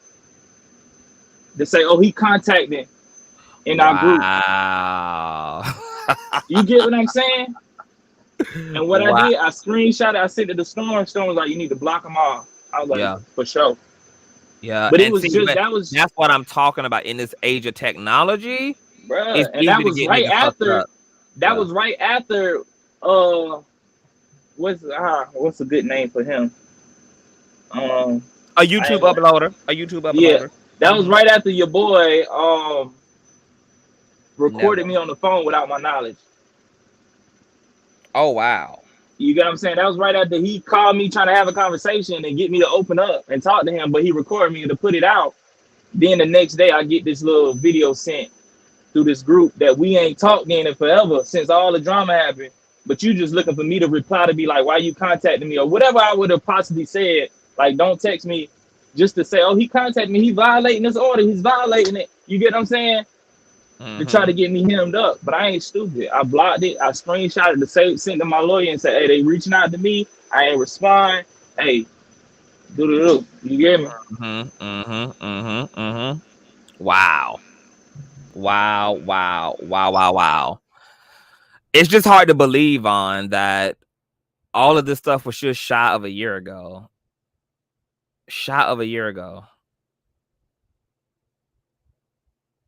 I think something went out with Vaughn's phone. You can hear me? Okay, I can hear you now, yes. Yeah, I'm just saying 2022 was crazy. It was but bro, it's all learning. I'm just glad to be here. I'm about to get back on my grind. I've been back in the gym. Just dropped a new podcast. And even with anybody, when it comes to Larry, man, take that shit as a chance. It's a learning process. Don't trust everybody. Don't be having long conversations on the phone with everybody, thinking it's kumbaya, all that bullshit. Even when it comes to the other dude that recorded me on the phone, and acting like we just having a personal conversation, that just let me know. So you and that person not cool because according to that person, I ain't gonna say we ain't cool, but it's fucked up. Like, how could I even consider to ever talk to you again if you like, oh, hit me up, let's talk. And I'm just trying to give you the back because I never spoke about it publicly because I couldn't. And you just want to know. So I just let you know. And I'm thinking we just having a personal conversation. And I'm thinking you telling me something that you ain't told the world about how she tried to da-da-da-da and call you to get me set up. So I'm thinking we just having a personal conversation. But really, you just recorded me to try to put it out. And honestly, if you wanted to that person allegedly did it.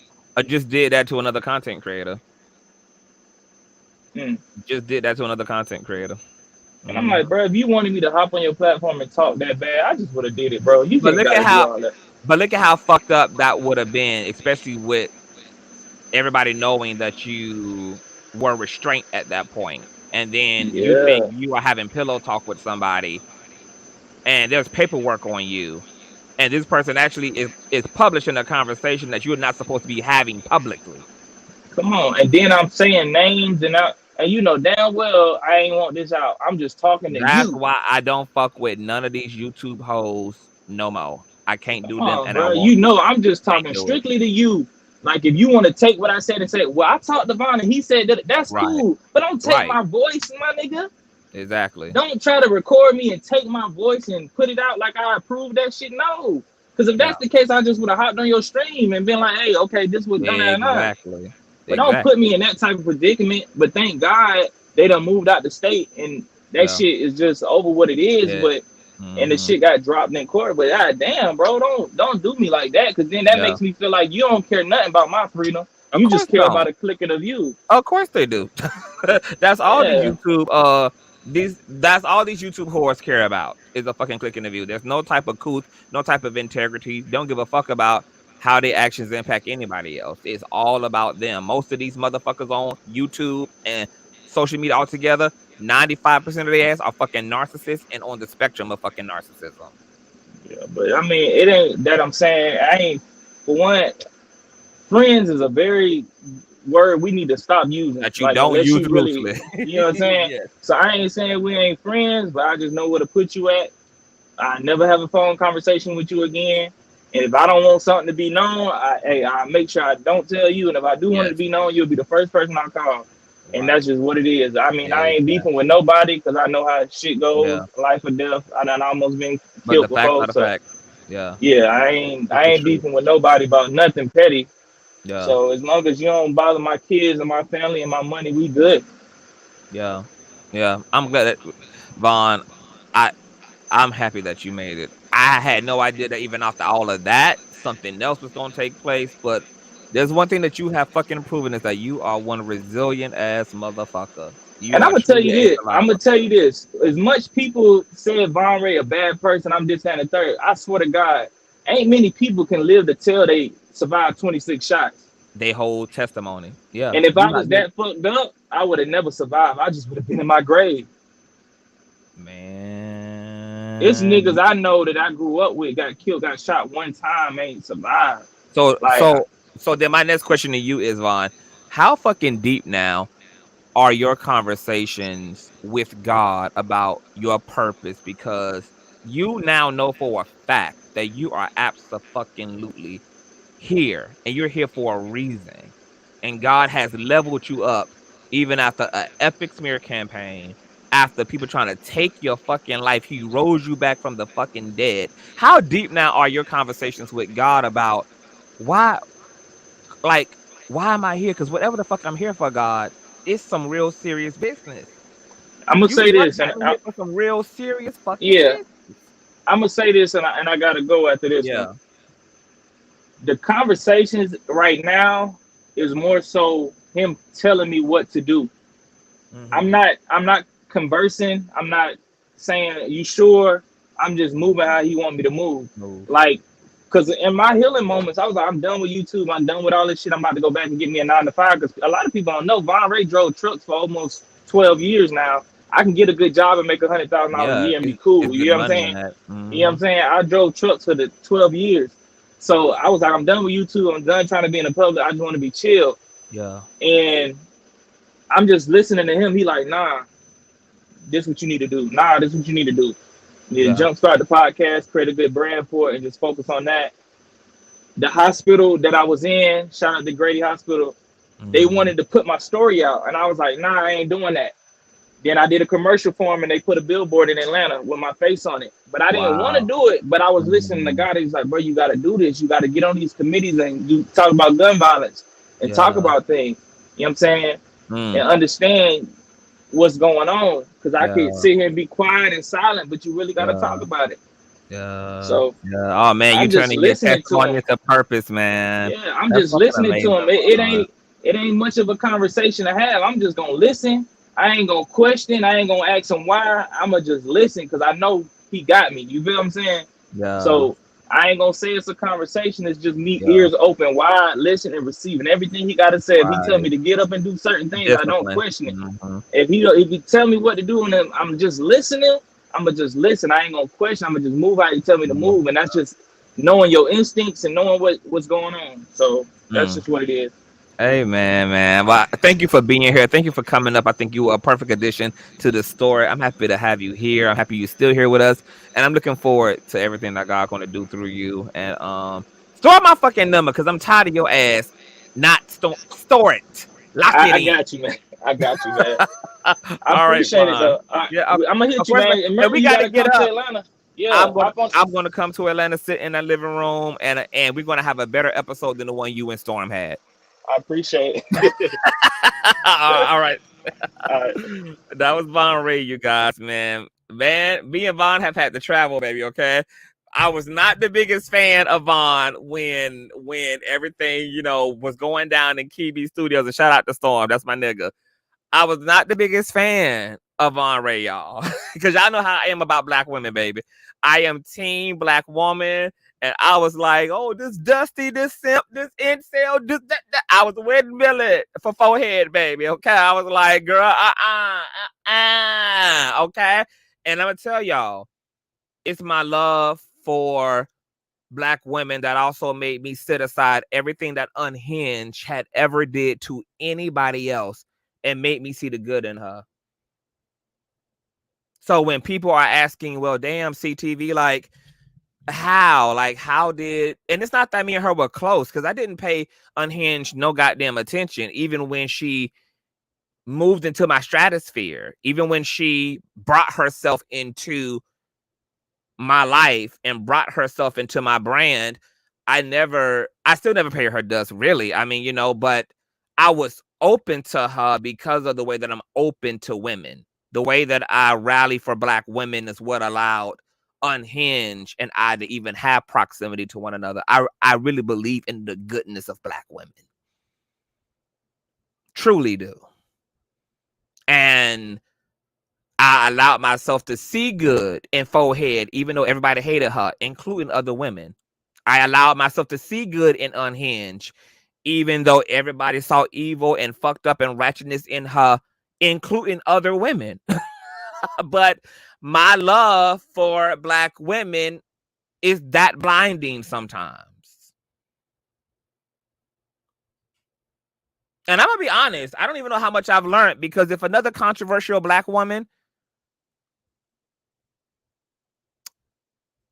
brings herself into my stratosphere, I don't know if I would have the capacity to judge her and say, well, because you have had, this, and this type of situation, and you know what? Blame it on my mama. Blame it on my grandmama. I was raised by goddesses. I was raised by powerful, legendary black women who loved and who did, who were not perfect, but they did. They did. And I see those black women in every black woman until those black women show me that they're not that. So I had to give Unhinged an opportunity to judge herself. And that's what I did. I allowed her to make her own bed. And, now we're here. And it is what it is. So shout out to Vaughn and shout out to Storm. Because while we was making YouTube history at that time with all the shits, girl, there was a lot going on. It was some real shit. And motherfuckers got into some real shit. And yeah, and you are absolutely right, Mistress Monica. Deep down, we know you you love Miss K. You just need to stop. She just need to stop fucking up. I absolutely still love Unhinged, even with everything that she's trying to do, as ugly and disparaging and menacing and fraudulent and as evil as it is. I still love her, but I cannot stand behind her bullshit. And I have to put my foot on her fucking neck. But the love, yes. I don't hate anybody. And even people that I drag because I love them. I drag them ferociously to and through and by because of love. Love is what makes me affirm you, and love is what makes me drag your ass. It's a wraparound ass whipping when it comes to love, okay? So yeah, all that. Last but not least, Reckless. Oh my bitch. This bitch got a new hairline, girl. Should have got a new wig. Should have got a new toupee, girl. Girl, I don't have a toupee, not I. What type of wig glue, bitch? No, this is not a wig, so sorry. Girl, it's thing. I did do my thing wrong, so now I'm looking all cricket because I did it wrong. Yeah, girl, because you plucked the lace a little too hard, girl. it's not plucked, bitch. No, it's from the damn do-rag. So it's you pluck laid your down. wig a little bit too much, girl. Oh, but it's still giving, girl. Hello, what's going You on, looking y'all? all you looking like a damn box in the face, girl. It look you look good. I was really trying my best to get my black ass up here for the fucking longest. My computer kept giving me issues. My phone wasn't going through. I was like, girl. Oh damn! And then towards the end, it said, bloop, bloop. I said, bitch, come on, retrograde. You know what? And you know right? You know right? Why? Because it's the last day of retrograde, and she had to show you she's still that bitch, even on her way out. So. She had to show you that she's still that bitch on her way out. On period. Apparently so. So okay. Hold on. Before you give up, let me do something real quick. Mm-hmm. Let me shout out my contributors real quick because I just got an order nasty. Piece of hell, shout. Piece of hell, girl. How doing? I want to shout out Angela, and I want to shout out Monica, and I want to shout out Stephanie and Kenyatta for your donations. Thank you so freaking much. God bless you guys. Oh my God. God bless you tenfold. Thank you so much. Shout out to you guys. I appreciate you guys so much. Ooh. Y'all keep the lights on at the Consciouztv studios, girl. Okay. The reason we can get mics and bill sets and all type of shit is because of you guys' contribution, and we're able to do some things that I can't talk about right now because you don't let the ops know that you're opting, girl. But it's some things, girl, okay, that y'all are making possible as a result of your contribution. So thank y'all so much. Thank you guys so much. I love you guys a lot. Okay, go ahead, Reckless. On that girl, because you went on a whole roll all night. So here's the thing. I'm gonna be honest with y'all. All that shit that Concha just said, forget all of that. I understand the whole thing about loving black women, but I seen that black woman from a mile away. I seen Miss Tasha K from a mile away. She's not to be trusted. I'm sorry, you are guilty until proven innocent because so far you have shown us a pattern of behavior. So with all of that being said, I seen her from a mile away. Now he can be like baby Jesus and look at people at his core, but I'm sorry, I ain't there yet. I saw her at her core, and her core is evil, deluded, and very much corrupted. And as we see that from her actions, I was right, and he was right too. Well, girl, he eventually came around, but girl, I was right. Now, in terms of, can I just add one more thing? Mm-hmm. I think I would have been able to be wiser had I, like yourself, had I like saw it beforehand, because it seemed like you kind of paid a bit more attention to all of the beefs that Unhinged was in prior to her coming into our space. But the only beef I was aware of was the one with Lovely T, which I had covered. I have a video on my platform when they fell out over the Star Marie shit. And then I was aware of her beef with Jason Lee's ex-mentee, but I had my own issues with Jason Lee's ex-mentee, so I felt like it was just two darknesses colliding, and there wasn't a right. It wasn't no right or wrong, bitch. It was like a negative plus a negative equals a damn negative zero. Okay, so but it wasn't until after all of this that I was like, I didn't know how many people she burnt. Like, I didn't know her and Sweet Mouth for Life had beef down to the ground. I didn't know that her and I don't even follow Daytime Tea Time, not because I have anything against her, but I'm just not aware. Yeah, like I haven't been exposed enough to her content yet, so I didn't know that shit went down. I didn't know so much shit had happened. So that's what I was telling you. I was like, she's not to be trusted at all. She is not to be trusted. And the thing about it is this: it's like people don't say the same thing about you for 45 years. Well, I'm exaggerating. For 45 years for it to not have any truth.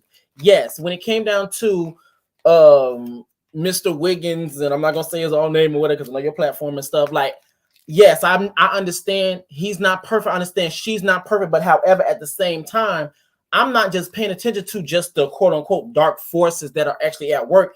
I'm paying attention to what's being said, what's not being said. I'm also paying attention to the subtle and the manipulative tactics that happen behind the scenes. And also, like, I pay to all those things. So yes, they both of them, from what viewers can say or whatever, they both played a part in all those things. They're both not right. But my thing is this: she has a consistent pattern. Now, some can say for him as well, but since we're gonna talk about him, her.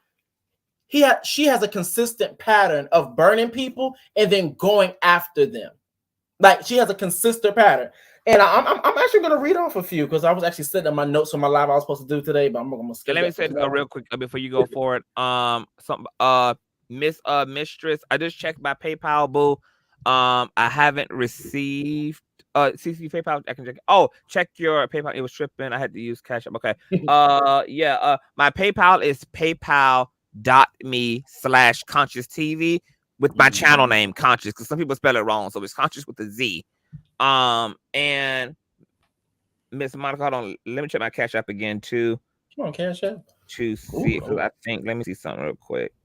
What these likes looking like? Oh yes, Miss Monica, I got your Cash App, boo, and I shouted you out. Thank you so much for your Cash App, love. And once again, shout out to Kenyatta, shout out to Stephanie, shout out to Monica, shout out to Angela, and shout out to now Elizabeth for the old nasty Cash App donation, girl. Thank y'all all so much. Thank you. Okay, go ahead, Reckless. But here's the thing, like, okay, so when it came down to, because I was actually gonna plan on doing this tonight. But oh my God, wait a minute, God damn it. What? Shout out to Rhonda. Oh my God. Oh, girl, you scared the shit out of me. Girl, hold on. What type of God? Girl, y'all must ain't got no kids. Y'all must ain't got no husband, girl. Because I'm trying to figure out where y'all be getting these monies from, girl. Where y'all been getting these monies from? Oh my God. Thank you so much, Rhonda. Thank you so much for sewing into your energy is appreciated. Thank you so much. You guys. Oh my God. Thank you. Girl, and then I got a shout out to Dr. Larry Reid, girl, who sent the old filthy bag, girl. Just out of appreciation, child. I thank y'all so freaking much. Thank you all so much. Oh my God. Okay, Reckless. Oh, okay. So, like, in terms of when it comes down to Miss Neurotic K, if you actually pay attention to the people that she's gotten into it with, and this is the reason why I said she's not to be trusted, even beforehand. This even before you even met her, Conscious. This before all of those things is because it always ends up being the same. When it comes down to her, when she got into it, now you didn't mention this content creator before, so I'm gonna mention Lovely T. With that situation, remember she got into it with Lovely T over the whole Star Marie situation about the interview and stuff, and then remember she did an interview, as in Neurotic K did an interview. Lovely T followed up right behind it, debunked everything. Neurotic K came right back and said, "Oh, I knew it was a lie. I did it to trend the internet." Wow. And then now people are literally sitting up here confused for the people that was actually taken up for Neurotic K. And this is what I mean when people need the whole context. Taken up for Neurotic K, forgetting that in a previous situation, she literally said it in her videos. Now I'm not gonna say allegedly because I heard it for myself. She literally said in one of her videos talking about, "I knew it was a lie. I did it to trend the internet." Wow. And now we're sitting up here confused, or people are sitting up here confused, wondering why. Oh, it's so hard, it's so far-fetched for her to hold an interview or have certain information that she knows a lie and then still go with it. And also the same woman that got into it with Cardi B, like you said, a documented liar, that she knew, oh yeah, I just said those things because she's a celebrity. Girl, what? Like, that doesn't mean anything. And also, too, when she got into it with I don't know if I can say it. Well, you have no issue. I'm gonna say this last one. I'm gonna be quiet because I'm gonna say all the names of my other channel. Malibu. Yeah, Malibu. I fuck with Malibu. Yes, okay, because I don't be knowing which names I can say and can't say. Nah, you know who the fuck you can't. You know who you can't say on this bitch. I know. So the whole thing with Malibu Dollface, when they got into it with Lions of Judah, I want to say Lions of Judah, that content creator, they was going back and forth. He says something about, he called her a bitch. She tried to twist the narrative and try to say, why you calling me a black bitch? Wow. Oh, she added the black. She added the black part. And, wow. and it's stuff like that. I'm like, she not to be trusted, because he didn't even say that. Well, he said, you stupid bitch. Or he said some bitch. Why'd you call me a black bitch? And then people so quick trying to follow up on it. And I was like, this lady here, she is not to be trusted. And the thing about it is this, it's like, at what point, winos, at what point are you going to continue to follow this woman? At what point? At what point are you going to continue to support BS? Because the thing is that when she gets locked up and get locked up in jail, everybody gonna be mad. That's all I have to say so far. That's it. But yeah, she's not to be trusted, because I don't want to say anybody else's names, but girl. What do you think about the winos? What do you think about the people who say that, who choose entertainment over principle, who are like, well, yeah, I know she's destroying people's reputation and lying on people, and she's doing all of this, but it's just entertainment. It's just entertainment. I think it's very interesting because until it's them, and then they're ready to dox that hoe and find that hoe and fuck her up until it's and that's the reason why that's bullshit to me. It's just entertainment. Yeah, it's only entertainment to you. It's not entertainment to people that you're actually lying on. That shit that they did to Lavontraye, that's fucked up. Like, especially knowing that people are 9 times out of 10 are gonna have a bias. Let's just call it a spade a spade. Oh, it's a man, it's a woman. Oh, we're gonna and it's fucked up, because it's like you're willing to go the extra mile. But then again, I'm not shocked, because these are also the same people. We're also the same culture that would love to see Phaedra Parks and Portia Williams back on the Real Housewives of Atlanta, despite what they did. We're the same people. Oh, it was just entertainment. But it's only entertainment until it's your life on the line. And you know the thing that's scary. The scary thing is that I've been in just about every single live or whatever, and I've actually seen, not only in your live and other people's lives as well, people saying, I'm sorry this, I'm sorry that, I didn't notice this, I noticed that. The scary thing that's the very disturbing thing about it is this. Some of these people are so woke to the point that they need to shut the fuck up. You're not really woke. You're so fucking woke, bitch. You need to go take your ass back to sleep, because there is no distinction between both of those altered states. And the reason why I'm saying that is because a lot of these things, a lot of the things that we talk about, a lot of these different perspectives that we try to bring to the light, me, you, IG, etc. Shout out to IG. Yeah, the reason why we try to talk from different perspectives and stuff is because some of these things are so obvious, at least for us. It's so obvious. We're like, okay, y'all make sure y'all keep this in context. Wait, pay attention to this. You know, you're over here looking kind of shady, but no one's paying attention to that. And then what ends up happening later on down the line, and we can use, since he came up, Lavontraye as an example. Later on down the line, everybody got to say they sorry. Later on down the line, when the whole Cardi B situation, people come back on this platform and say that they're sorry. But that's the fucking problem. If you're invested in trying to make a judgment just about on somebody's career, it's your duty and your responsibility to be very knowledgeable on what you're talking about. Now, Conscious, he gonna be real nice with it. I'm gonna go tell a lot of y'all to shut the fuck up. No shade. Well, I ain't that nice, you know. I get, you know. But I'll peel off on Ghetto Boulevard too, you know. But the thing is, it's like a lot of people, and you said this before too. It's scary because some of these people will literally be jurors. Some of these people will literally be jurors, and then look at their own perception. But the issue is that their perception is is really blurry because of their bias, which is very dangerous. And then people who want to feed into conspiracy theories and want to talk about or have real conversations, they want to talk about the legal system being messed up and all these things. But you have your own bias, and you're also a part of the reason why shit is all fucked up. You're following and paying paying a subscription to a woman that's literally willing to lie, have defamation of character on a plethora of people, and people literally, I think she's telling the truth. Bitch, what? At what point are we going to start listening to a documented liar and a false prophet, a thieving false prophet, and think that they're telling the truth?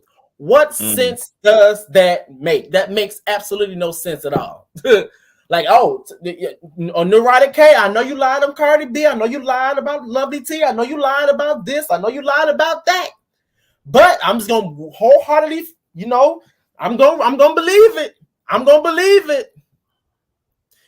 And I'm going to be honest. The thing that really disturbed me, and this is something that people really haven't really spoke about, but I'm going to mention it here, and I'm going to talk about it tomorrow. But what really disturbed me as well is that people literally conflated conversations dealing with, and I wrote it down here. I want to make sure I quote it right.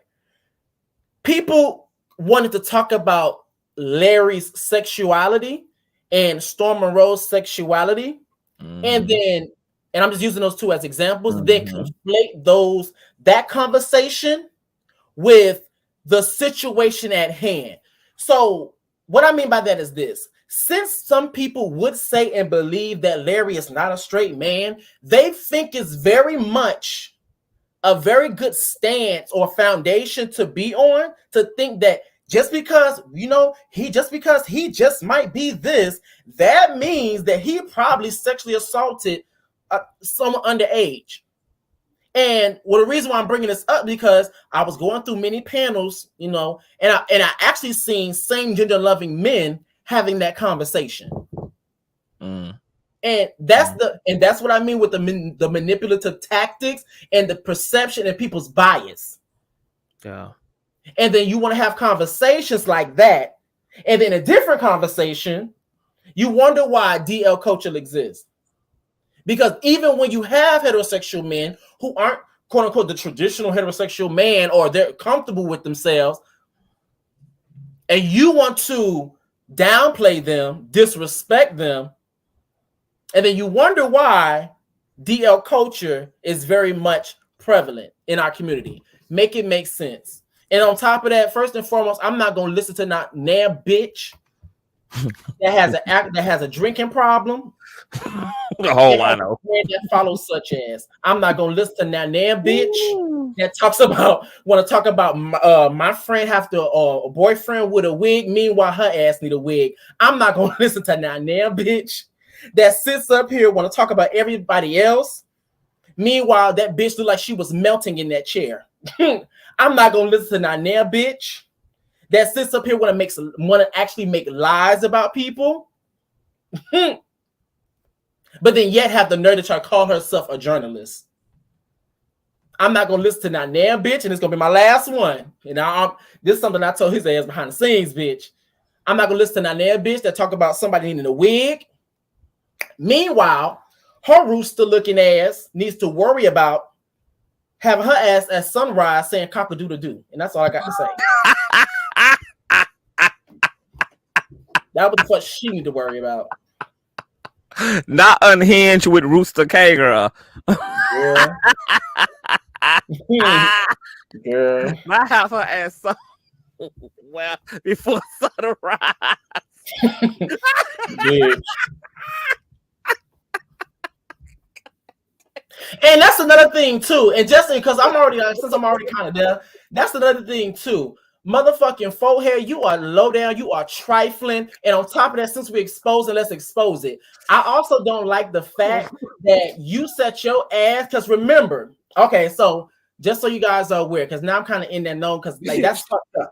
Especially when I got more information on the Lavontraye shit, that's fucked up. And you trifling. I've already seen you for your works. And I'm gonna can I say her name once? Just once. Of course, yeah. Because now I'm gonna put an address on it. Chelsea, you fucked up. I'm gonna tell you the reason why you fucked up. I seen you for your works because it was one time when you and Conscious was going back and forth or whatever. Things didn't go right. I think you went off the panel one of your episodes. Y'all got into it. I remember some weeks prior, this when I was just starting to get right back into content creating. I wanted to take my platform more serious or whatever. And I had asked you, I said, yo, you know, do you know like somewhere I can monetize my, you know, my platform or, you know, something like that? You said, okay, cool. I think I want to say like 2 weeks went by. I ain't pressured about it. I was like, you know what, whatever, cool. Then all of a sudden, we're going to fast forward. You and Consciouztv, you know, y'all have your little back and forth. You leave the panel. Y'all, you know, y'all are like this weird space. And he like, I think at the time you was cussing her out, whatever. I wasn't even cussing her. I wasn't even I wasn't cussing her out. Remember, she ran a panel because one of her opponents got on the panel and cussed her ass clean out, honey. And she ran for cover when the woman got on that panel. Yes. And so all of a sudden, when you feel like you and Conscious were like in a weird spot, and this is what I mean with the manipulative tactics, tactics of the sledgehammer ass bitch, girl. The manipulative tactics that all of a sudden, as soon as you felt like y'all was in a weird space, all of a sudden I get the information of how to monetize my platform.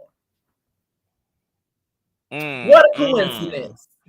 Now, all of a sudden, when you and Conscious are kind of like in this I don't know space, all of a sudden, I get the information of how to monetize my platform in my DM. Something I asked you for weeks prior. And this is what I mean. Manipulative tactics, y'all need to wake up. For one, I don't trust not near bitch that's connected to a rooster. I don't trust not near bitch that's an assistant to a rooster at all.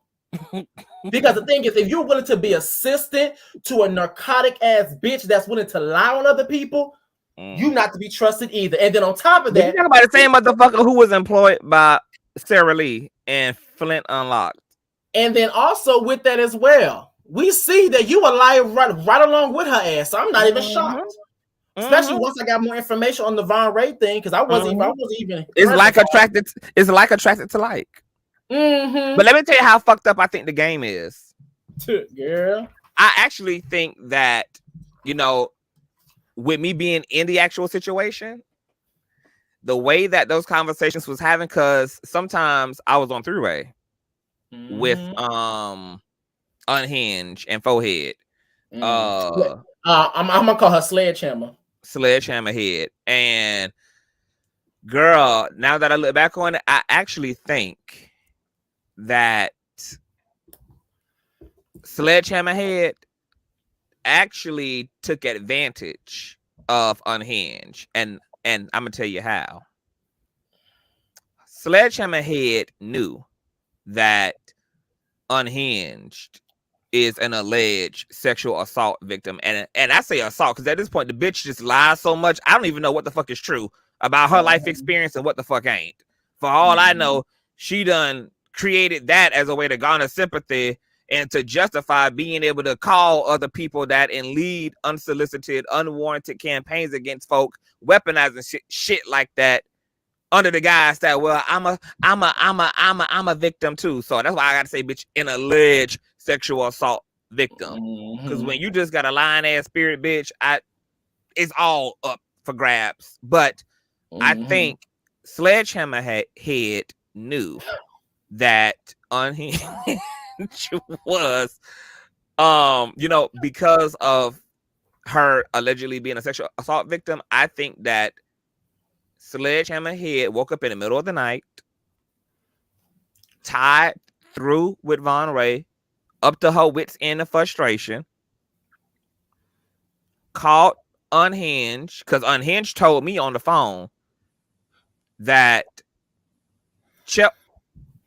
that Sledgehammer caught her got yourself in the middle of the night while she was asleep in her Nigerian mattress and told her that Vaughn had tried to do A, B, C, D, E, F, and G earlier in the day.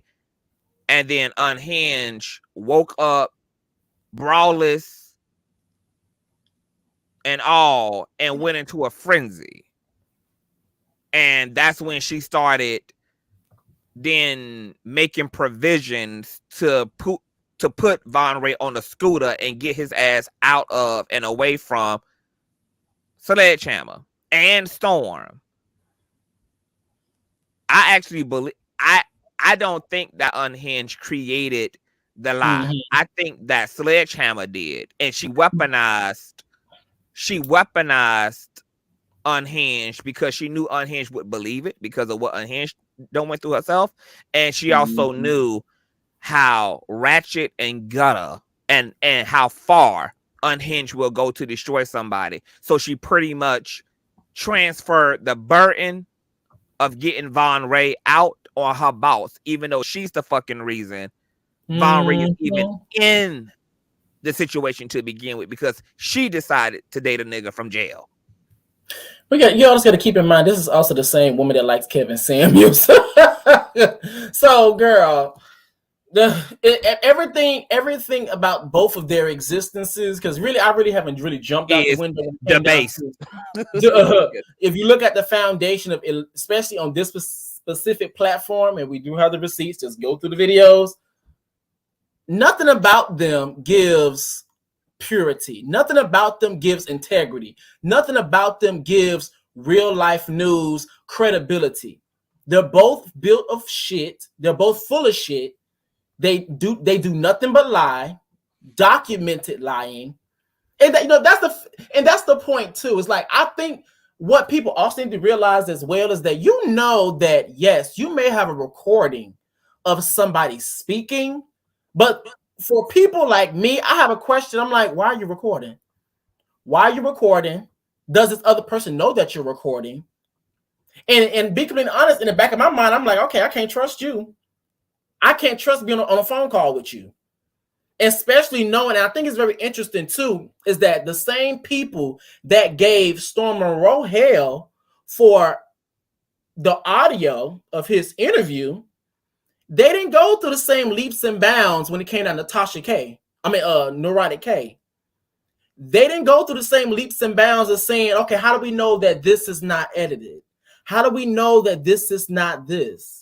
How do we know this is not taken out of context?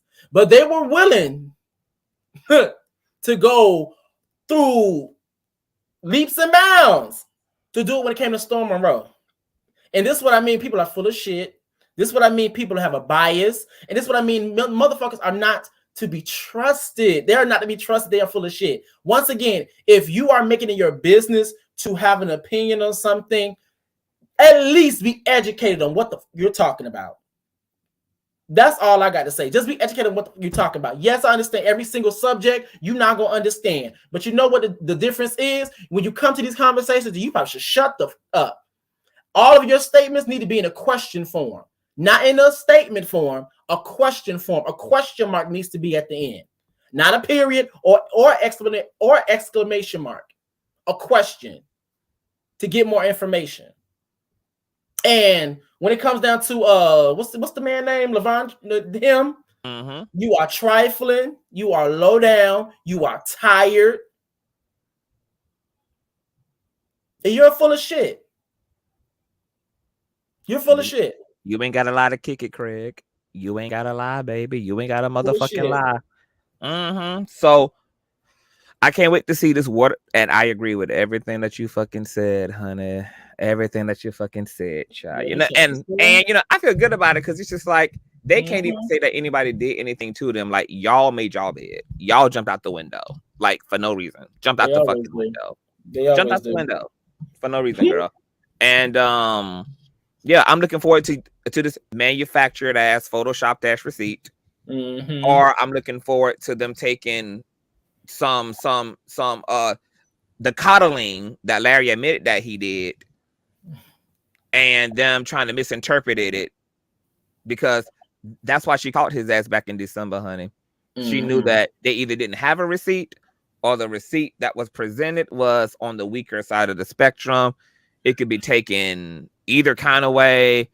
And with her knowing how Larry is, she's like, I know how Larry is. Like, he do forgive weird shit. He will tell you sorry, even though he didn't do shit to your ass. Like, I know how forgiving this nigga is. I know, like, how non-confrontational this nigga is. Like, or him not having some nigament response, girl. Like, You know, I don't know Levontraye. So let me call this nigga and fuck with him. See what the fuck I can get out of his ass. Cause we're gonna have to add. It's like I feel like what like the so-called receipt they got. It's like it's the batter, but they can't make a cake out of it because they don't have the other ingredients. Like it's like, well, we can use this dough for. I mean, this dough is so neutral that it can mean anything. It don't mean. It's for me. It's the contradiction. It's like they're sitting like Neurotic K sitting up here talking about we should just about believe her word and her receipts when she has been well known. Like she's well known for taking her receipts, completely using it out of context or not playing the whole thing. Something that we already knew because that's exactly because when she went her ass over the big O, guess where I was? I brought my black ass over the big O and I heard exactly what the fuck she did, and she completely had it out of context. And then keep in mind, I don't know. Wow, he's already out. I heard the recording beforehand, so I was like, "Girl, this is not all. This is not all of it." Right? She only paid, to Rhonda's point, a fragment. That's what they do. They crop and then they create. And if they don't have something to crop and spin a narrative with, then they just create the bullshit all together. And then not only that, the false prophet, his scamming ass. Let's not forget he done put hands on his congregation. Hold on for 1 minute, boo. Moderators, I want you to lift Gene up into 30,000 to a 30,000 feet altitude, and I want you to drop this raggedy bitch head first into the Mississippi goddamn river and let her join. Hold on, and let her join all the other lost wandering souls that are chained and bound to the Mississippi abyss. Okay, where she can enjoy the rest of her safe. Actually, I got one better. Y'all make sure y'all Sparta kick this bitch in the middle of this bitch chest and make sure that whole shoulders touch and put that bitch off into the void. We don't give a fuck. Because apparently you just as stupid as motherfucking unhinged ass because bitch, you not keeping conscious of what the fuck we talking about. How the fuck you gonna sit up here and say that somebody up here lying? Wait a minute, bitch. Everybody involved in motherfucking lie except for Larry. The fuck is you talking about? Right, exactly. The only motherfucker who done told the truth so far, bitch, who ain't been caught in several lies, bitch, who ain't got no dates, times, or nothing mixed up, bitch, is Larry. Get the fuck out of here. Girl, but read the comment. No, girl, read the comment on the screen, bitch. You about to gag. Girl, Mammy Radio had the audacity to say content was going too hard for Larry. And that's another thing, too. We ain't for listening to that damn bitch that shaped like a... No. Keep reading. And you know what gets me, too? Because this motherfucker... No, reckless. No, keep reading and then get her. Okay. Going too hard for Larry, and it wasn't a good look because it seemed like they were sexually involved after she cut Tori like she's the woman. Girl, shut the fuck up. Girl, shut your ass up. You need to first and foremost, you gotta make sure that I saw it. Let me say one thing first. Mammy Radio, who is defending a convicted convict. Birds of a feather flock together, bitch. A bitch who went around defending a motherfucking a convicted convict. Convicted felon. The motherfucking bitch who went around, girl, talking about me. It seemed like we was sexually involved. Girl, when you was coming to motherfucking court dressed like Janice Jack me, bitch. Exactly. With your goddamn straps and Victoria bra hanging all up off your damn body, hoe, getting in and out of the motherfucking SUV with a gang of toxic ass niggas ready to run a goddamn train on a bitch. And you talking about what it looked like, bitch. You worried about what you look like in that city's trend jumpsuit, bitch. Exactly. That wasn't strapped effectively or properly, bitch. You looked like bubble wrap in that outfit, hoe. Don't worry about what the fuck I'm going too hard for, bitch. You worried about why your motherfucking favorite nigga is serving goddamn time, throwing his motherfucking pussy and a circle for honey buns, bitch, to Big Dick Derek. That's what you worry about, ho. And she over here talking about you worry about fixing your goddamn you worry about fixing your dick sucker, bitch. to apologize to Megan Thee Stallion. That's what you do. You worry about making sure, bitch, that Tory Lanez got motherfucking commissary on JPay and got motherfucking minutes on Securus Girl to continue to solicit them goddamn collect calls. That's what you do. You make sure that his motherfucking ass effectively and expeditiously get to his motherfucking anal wart cream, because he's gonna need that for his goddamn ass to survive.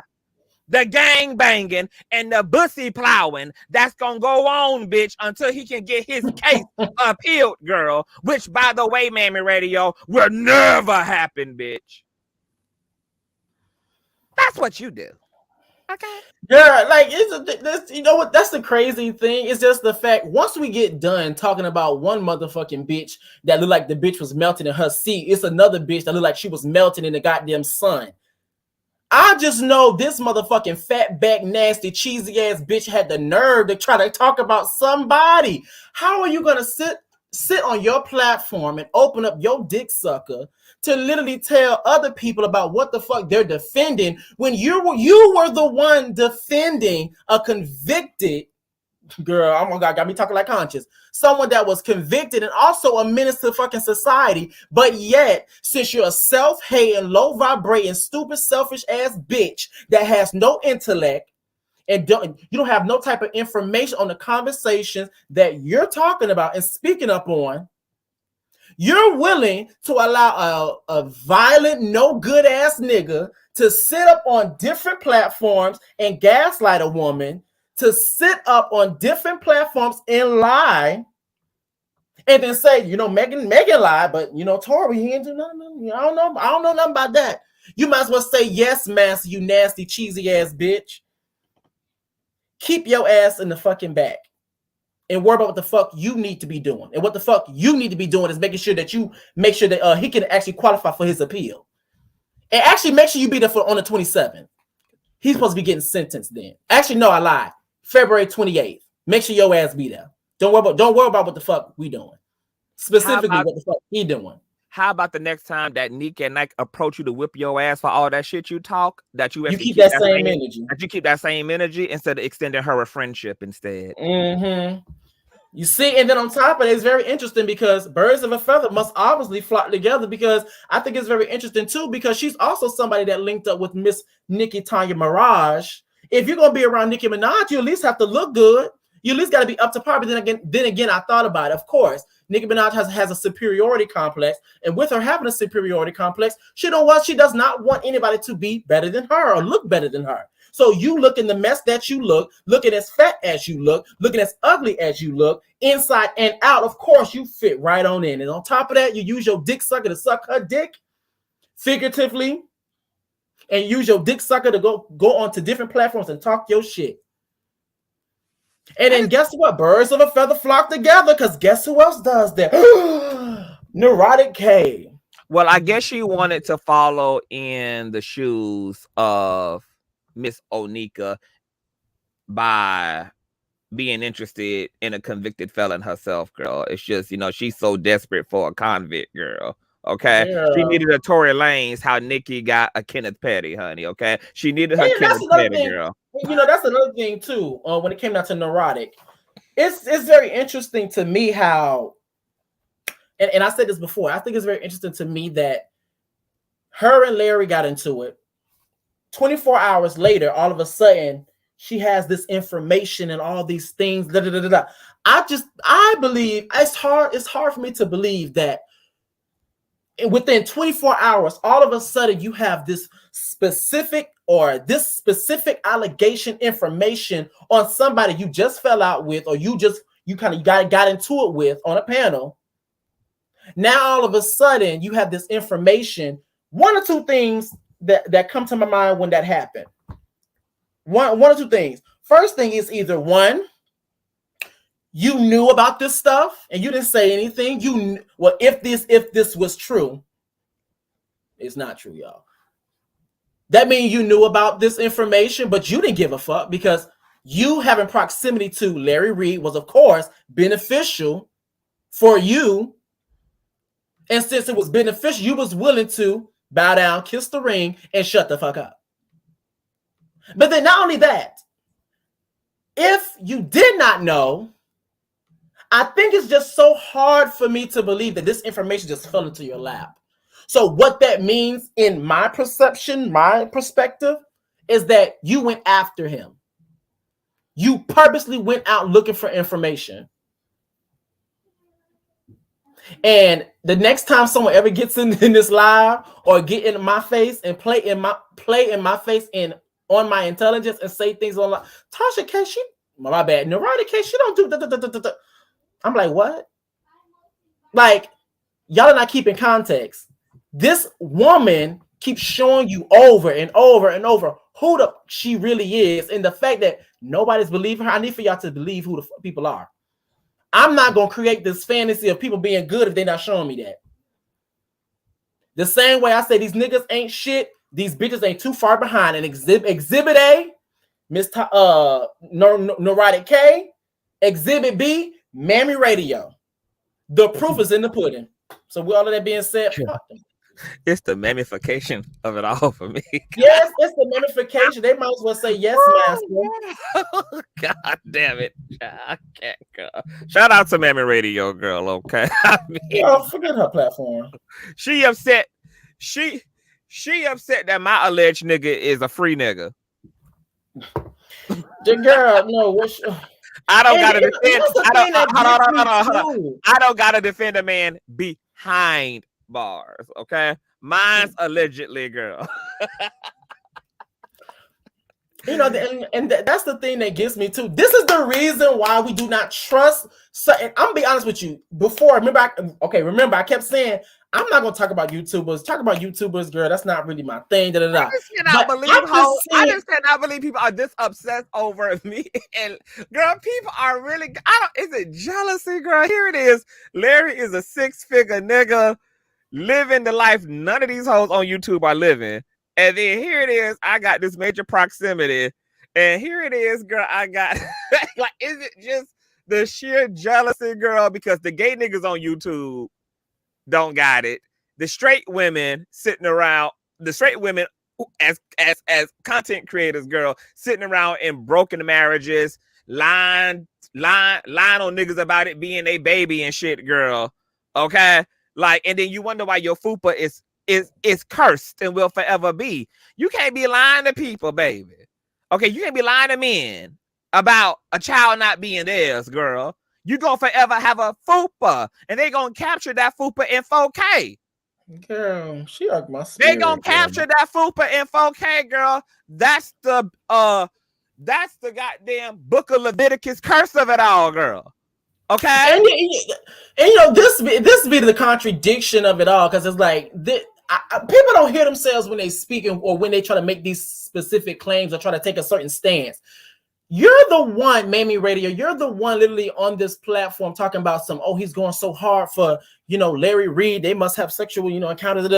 And as if you have a good foundation to stand on. Meanwhile, your friends you're associated with, you're connected to a female rapper whose husband is also very questionable at that. So if she's coming from the stance of we must believe victims, then I guess we must believe victims, and make sure you tell Miss Onika that you believe wait victims. a minute. If we must believe victim, all the more reason for us to believe Megan. Exactly. But she's so, but like, it's just the contradiction.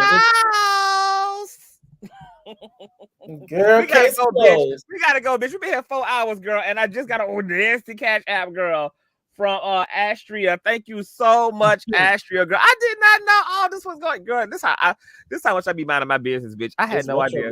These streets is talking, girl. They talking. Yeah. Y'all, this has been the business. Check out Sharrell's World. I linked it in the community wall. I'm going to link it in the description box. Slayed it. Shout out to Shirelle. Shout out to her husband. Shout out to everything. Shout out to the content creators who are here doing the work, honey. And shout out to you guys. Shout out to you guys. I love you guys down. Reckless. We going live, right? You got a show? No? Girl, we've been here for... You done blew. Girl, is another reschedule? Well, you know what? We're gonna go live. We're going live. Because if not, I probably won't do it tomorrow. I'm probably gonna push it off. We're gonna go live because I'm already like on a roll. So let's just. All right. So we're gonna roll on over to Reckless Logic, girl. Shout out your platform. Let them know where they can find you at. What's going on, YouTube? Welcome to the land of Reckless Logic. Please make sure you guys pop that like button, hit the subscribe button, and please, please, please smack the notification bell so do not miss any more posts from us. So, with all that being said, my name is Reckless Logic. As you guys see down here before, in the tag over here, it's gonna say Reckless Logic. That is my YouTube channel. Of course, between Reckless and Logic, just put a small little space. You will find my channel. I purposely chose a name that a lot of people don't have, so obviously you're gonna obviously find me. Yeah. So, with all of that being said, you guys make sure you look out because we're gonna talk about Jaguar right, and also we're gonna talk about this situation here. But that's the reason why I kind of kept some things behind the scenes about some things I want to actually address. But we're gonna get into some things because, baby, I'm on a roll right now. So let's get into it, y'all. All right, y'all. And on that note, it's been a great day. Reckless Logic, 2 C's. Okay. Let's go. Let's do it. Thank y'all. We out of this bitch. Peace, YouTube. Oh, you guys. Tomorrow we'll more than likely be getting into the R. Kelly transcripts from the New York trial. Okay, so be ready for that. Okay, I'm gonna be reading through that a little bit tonight just to see what it gives, and then I'll be, but for the most part, I'm gonna save my commentary. So what I may do is read it with y'all. And if I need time to think, I'll probably take my notes afterwards, and then we'll do like an after show and get into the business. Okay, so be looking for that. And we also got some Jaguar updates as well to get into too, girls. So it's a lot going on. Okay, so on to Reckless Logic, Logic with 2 C's, YouTube. Let's do it. Thank you guys so much, and shout out to all the new subscribers, girl. We are at 41.4. now. And we're climbing, bitch. We're climbing, girl. Okay, 65K in 3 months. That's the goal, girl. And we're goaling right now. Okay, so I ain't mad. All right, you guys. Bye. Bye.